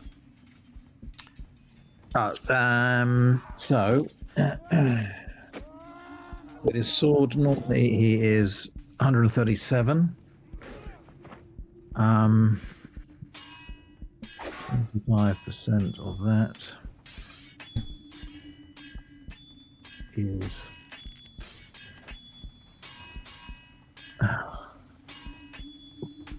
with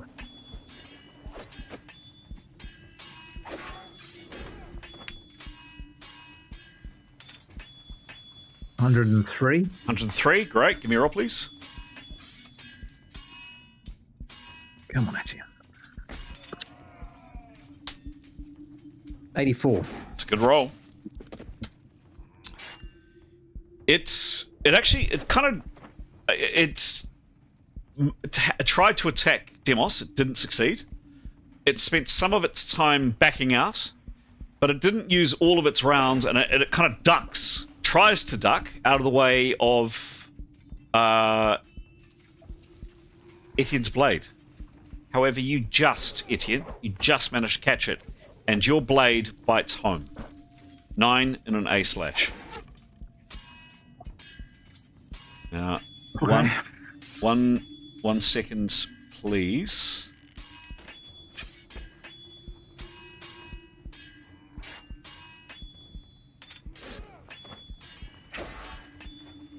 Okay, great. I am ready to go. I'm ready to take your crit when you are. Give me a roll, please.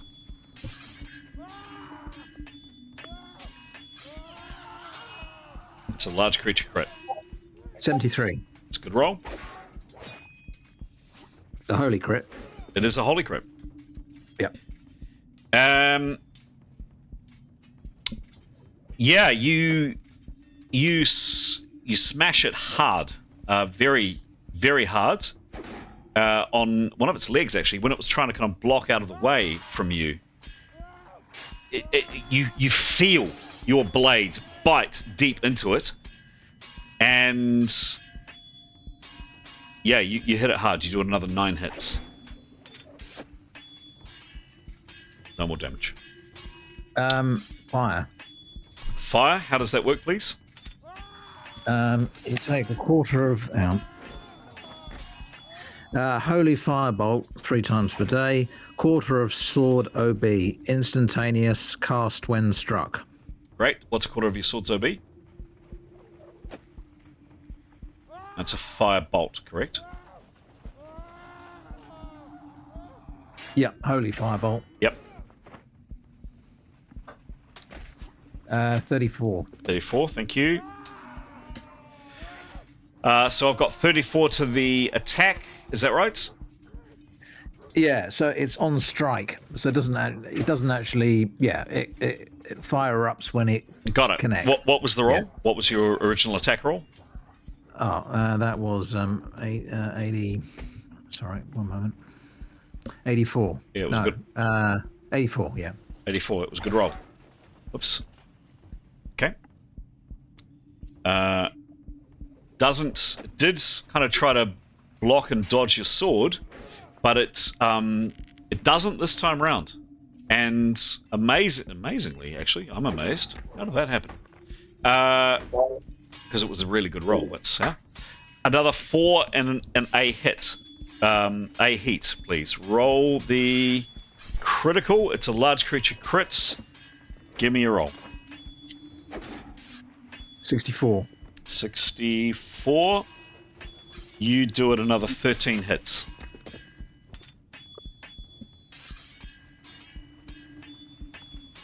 Okay. Just a second.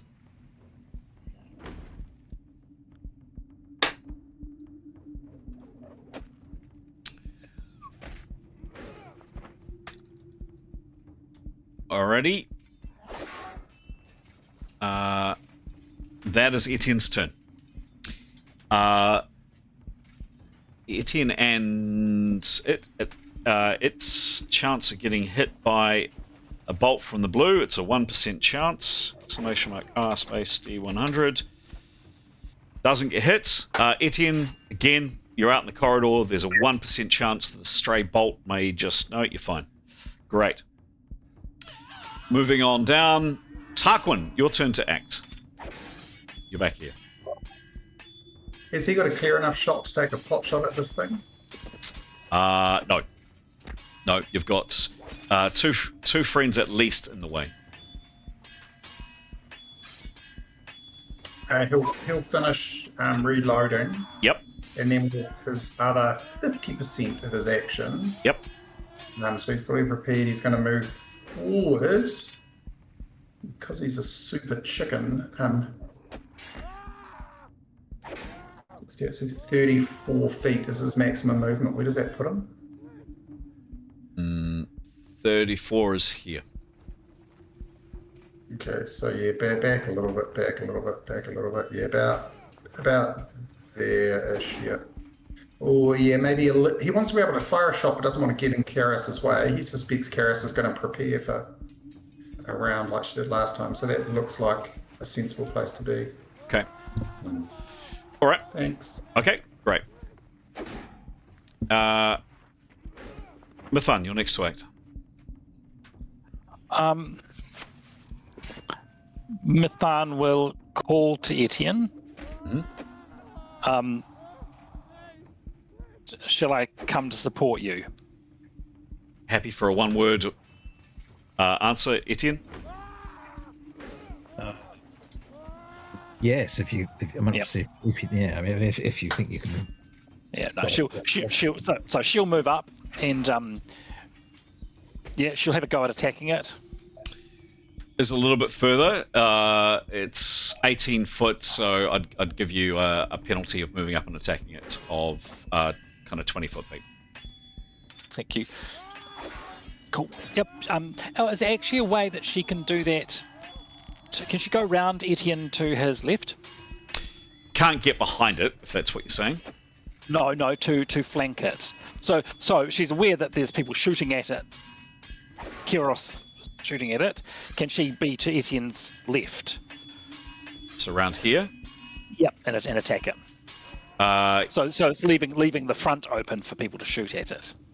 Well, it's moving. Don't forget, it's not static. Okay. But she could, but she'll sacrifice more movement and more attack time.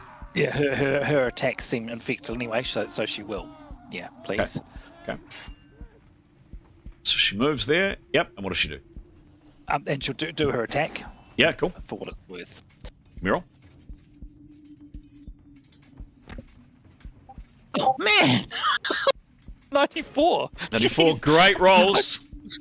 I gotta stop taking these good rolls. Sorry. You smash this incredibly magical, highly potent sword into this thing. Nothing happens. 1% chance of you being hit by something bad. Please, Mithan. 1%. Not today. Not today. Cool. Moving on down the line. Demos.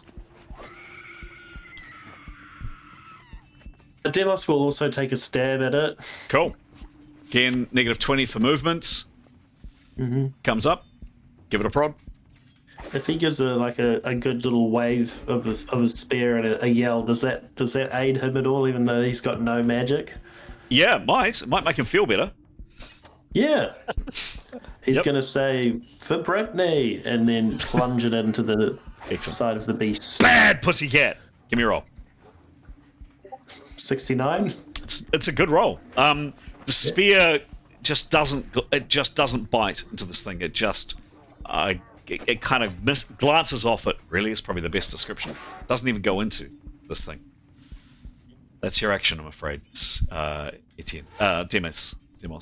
That is the end. That is the last actor and the end of the rounds. I did say we were finishing at 1:15. We've gotten to a fair clip.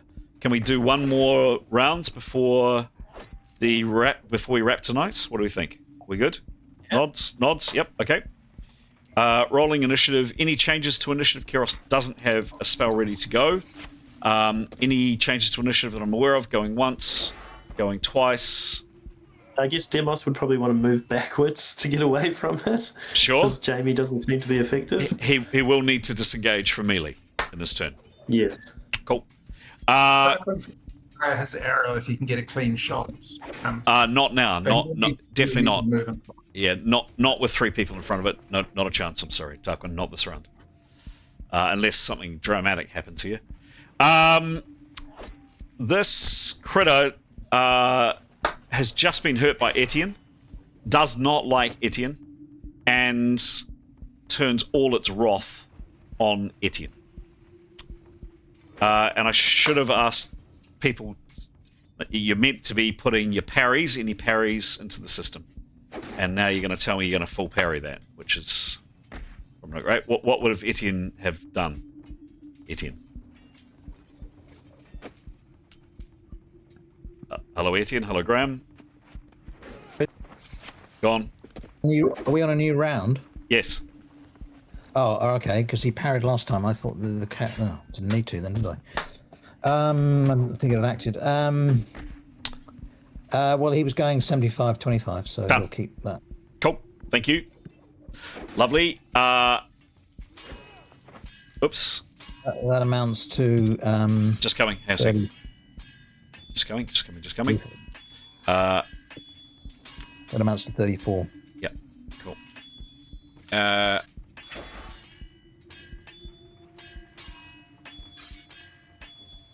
So I've got a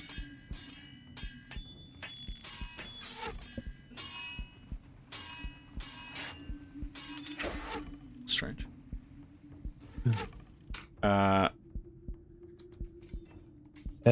DB is 61.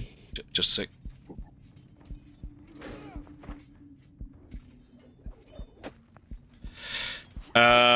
Okay. And cool. So it's doesn't have that. Does it? No full action. It attempts to bite through your plate, Etienne. So yes, 61 is the DB, and then I've got 30 for parry. You are in metal, and here sometimes there are restrictions for armor, but this is where it really pays off. And it slashes at Etienne and does you 4 hits, and 4 hits only. It's its first attack. Oh, sorry, that was 34, by the way, not 30. Sure. It's different. Yeah. Its second attack on Etienne, and I'm afraid no parry.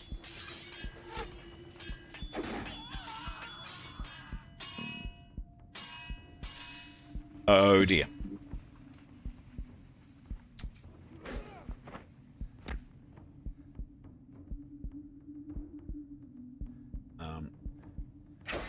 That was the attack roll, Etienne.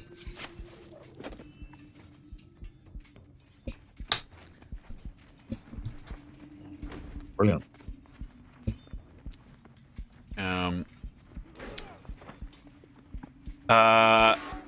Right. No parry. So it does... Now, let me just check my house rules on this, because you normally can't do overkill on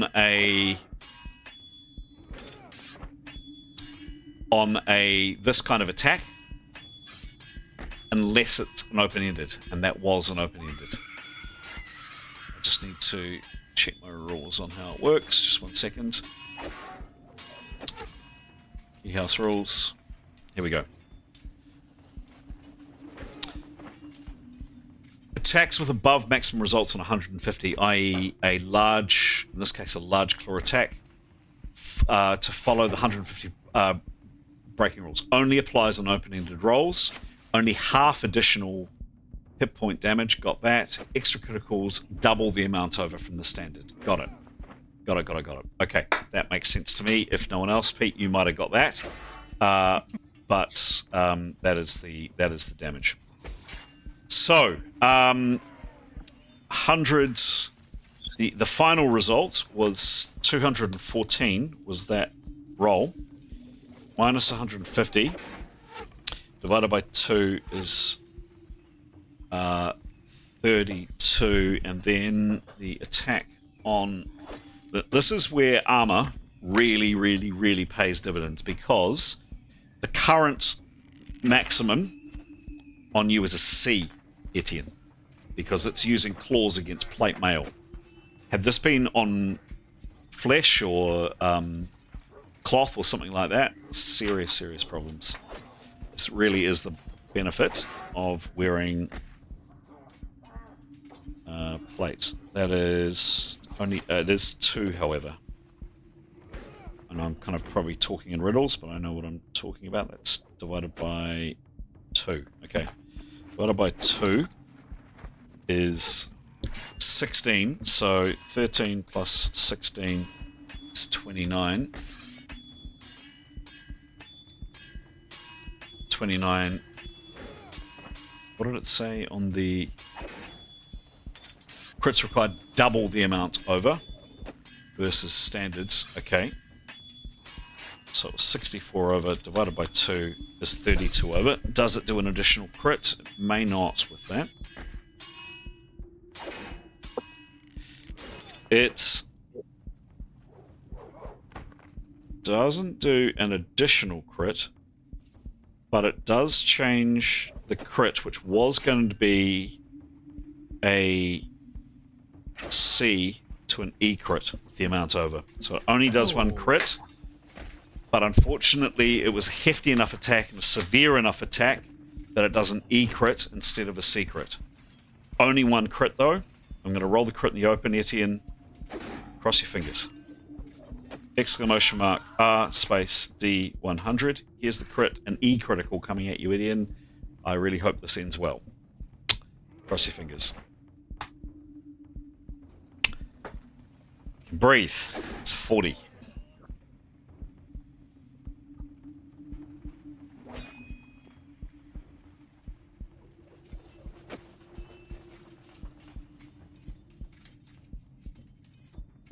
So all told, 29 in an E critical.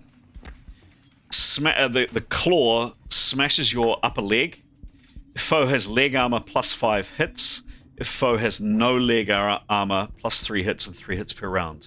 You are wearing greaves, correct? You are wearing leg and arm greaves, I believe. Is that right? Yeah. Right. Yeah. So you only take 5 hits. Again, you know, if you're ever wanting a reason for your frontline fighter to have potent armor, this is a great example. You only take another 5 hits on that, Etienne, you're okay. Wham! But that really hurt. That really hurt.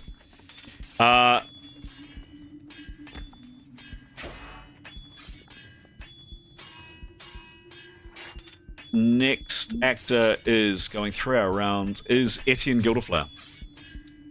Well, you're not stunned. Back. You're not stunned. Yep. Straight back. Sure thing. With sign again. Cool.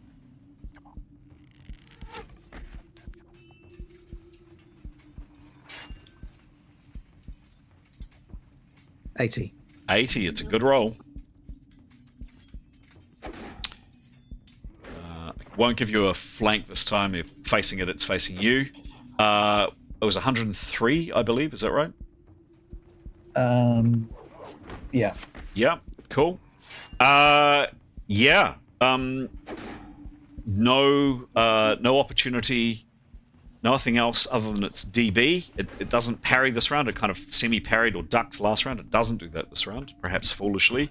And Etienne, your sword bites home with 13 in a C puncture. Roll the C, please. Coming in at just a second, or just take me a second to set it up.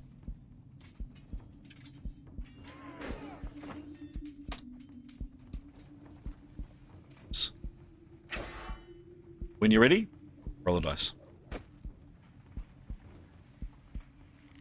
1. 1. But I've got fire to come. There's a holy crit, right? Yeah. Yes, holy crit. You do it 20 hits. But it was a flat blow. Subtract 10 to your next swing. You get negative 10 on your next shot. Probably have to carry over next round. You were lucky. I think some of the other results are if you roll a 1 on a critical, you break your sword. Wallop, you do it 20 hits.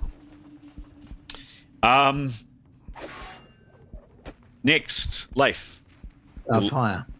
Fire. Yep, sure. Yep, good point. On the 80. On the 80, yes, just coming. Etienne on the critter. It is a firebolt. What was your bonus, please, for the firebolt? 34? 34, yeah. Yes. And the dice roll was 80, is that right? Yeah. Okay.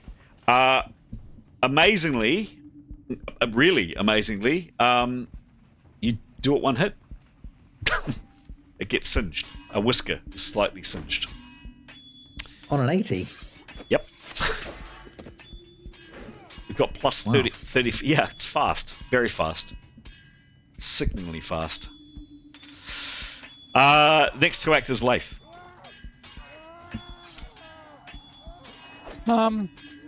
It's not very effective.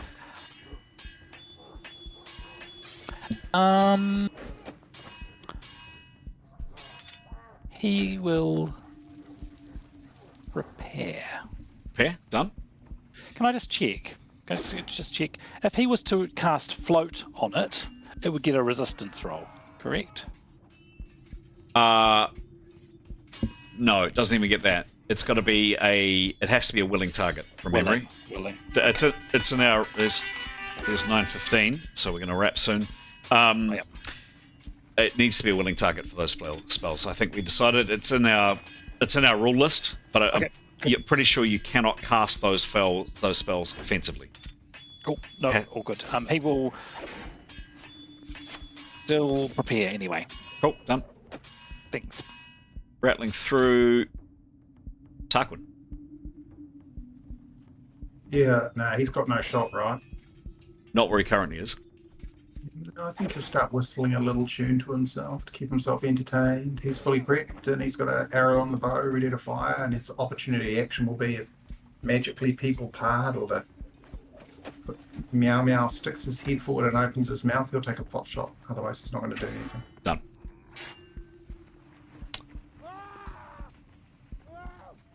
Keros.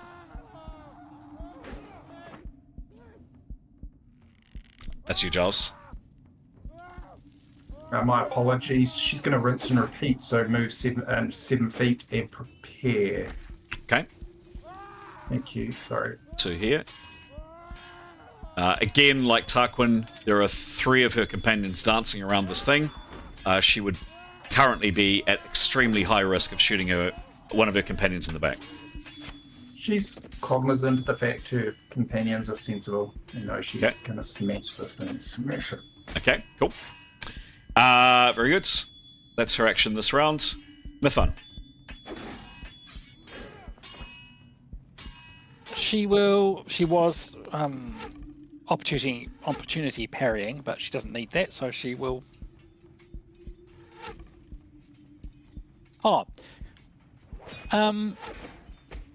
Her lightning bolt sword, shock bolt sword, I should say. Yep. It does require a crit to be gotten. Yep. So it won't work on this because she won't be getting a crit, but she will make contact. You can try. You can try. In the dark. You can try. Okay. So she will spend. All right, where's the thingamajig? Changing weapons 50%. Yep. Done.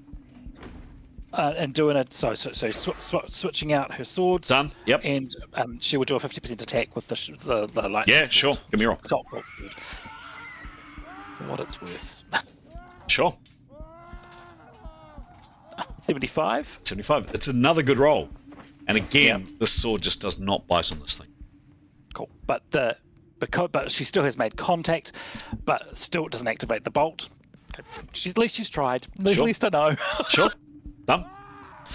Excellent. Demos is the last to act. Whips out a bag of catnip. Throws it at the kitty cat. Demos, last actor. Hello, Demos. Hello. Hello. He's gonna try and get it. He's gonna try and get out of the way. Okay. Because he's currently not really helping with Jamie. Yeah, he's gonna try and move around out of the way. Where to? Kind of between Tarquin and whoever's that on the right, Leif, I guess. Leif. There, yeah. Cool. Done. Okay, you do so. That is the end of the round, and I would like 1, 2, 3 characters as Demos moves to see if your luck holds. And I'm going to roll for the critter in the open. 1% chance that something bad happens. Exclamation mark R space D 100. Critter's fine. Mathan's fine. Demos is fine. Cool. Done. That is the end of the rounds, and 4 minutes over our bedtime shut-off. That is the end of our game this evening.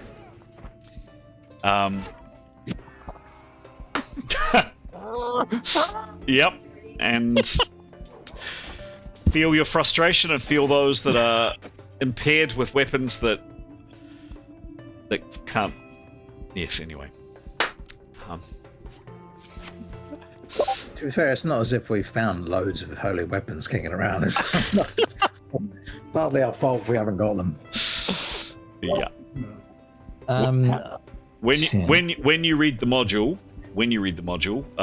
hopefully you will see. I'm gonna take a hit out on the guy. Yeah.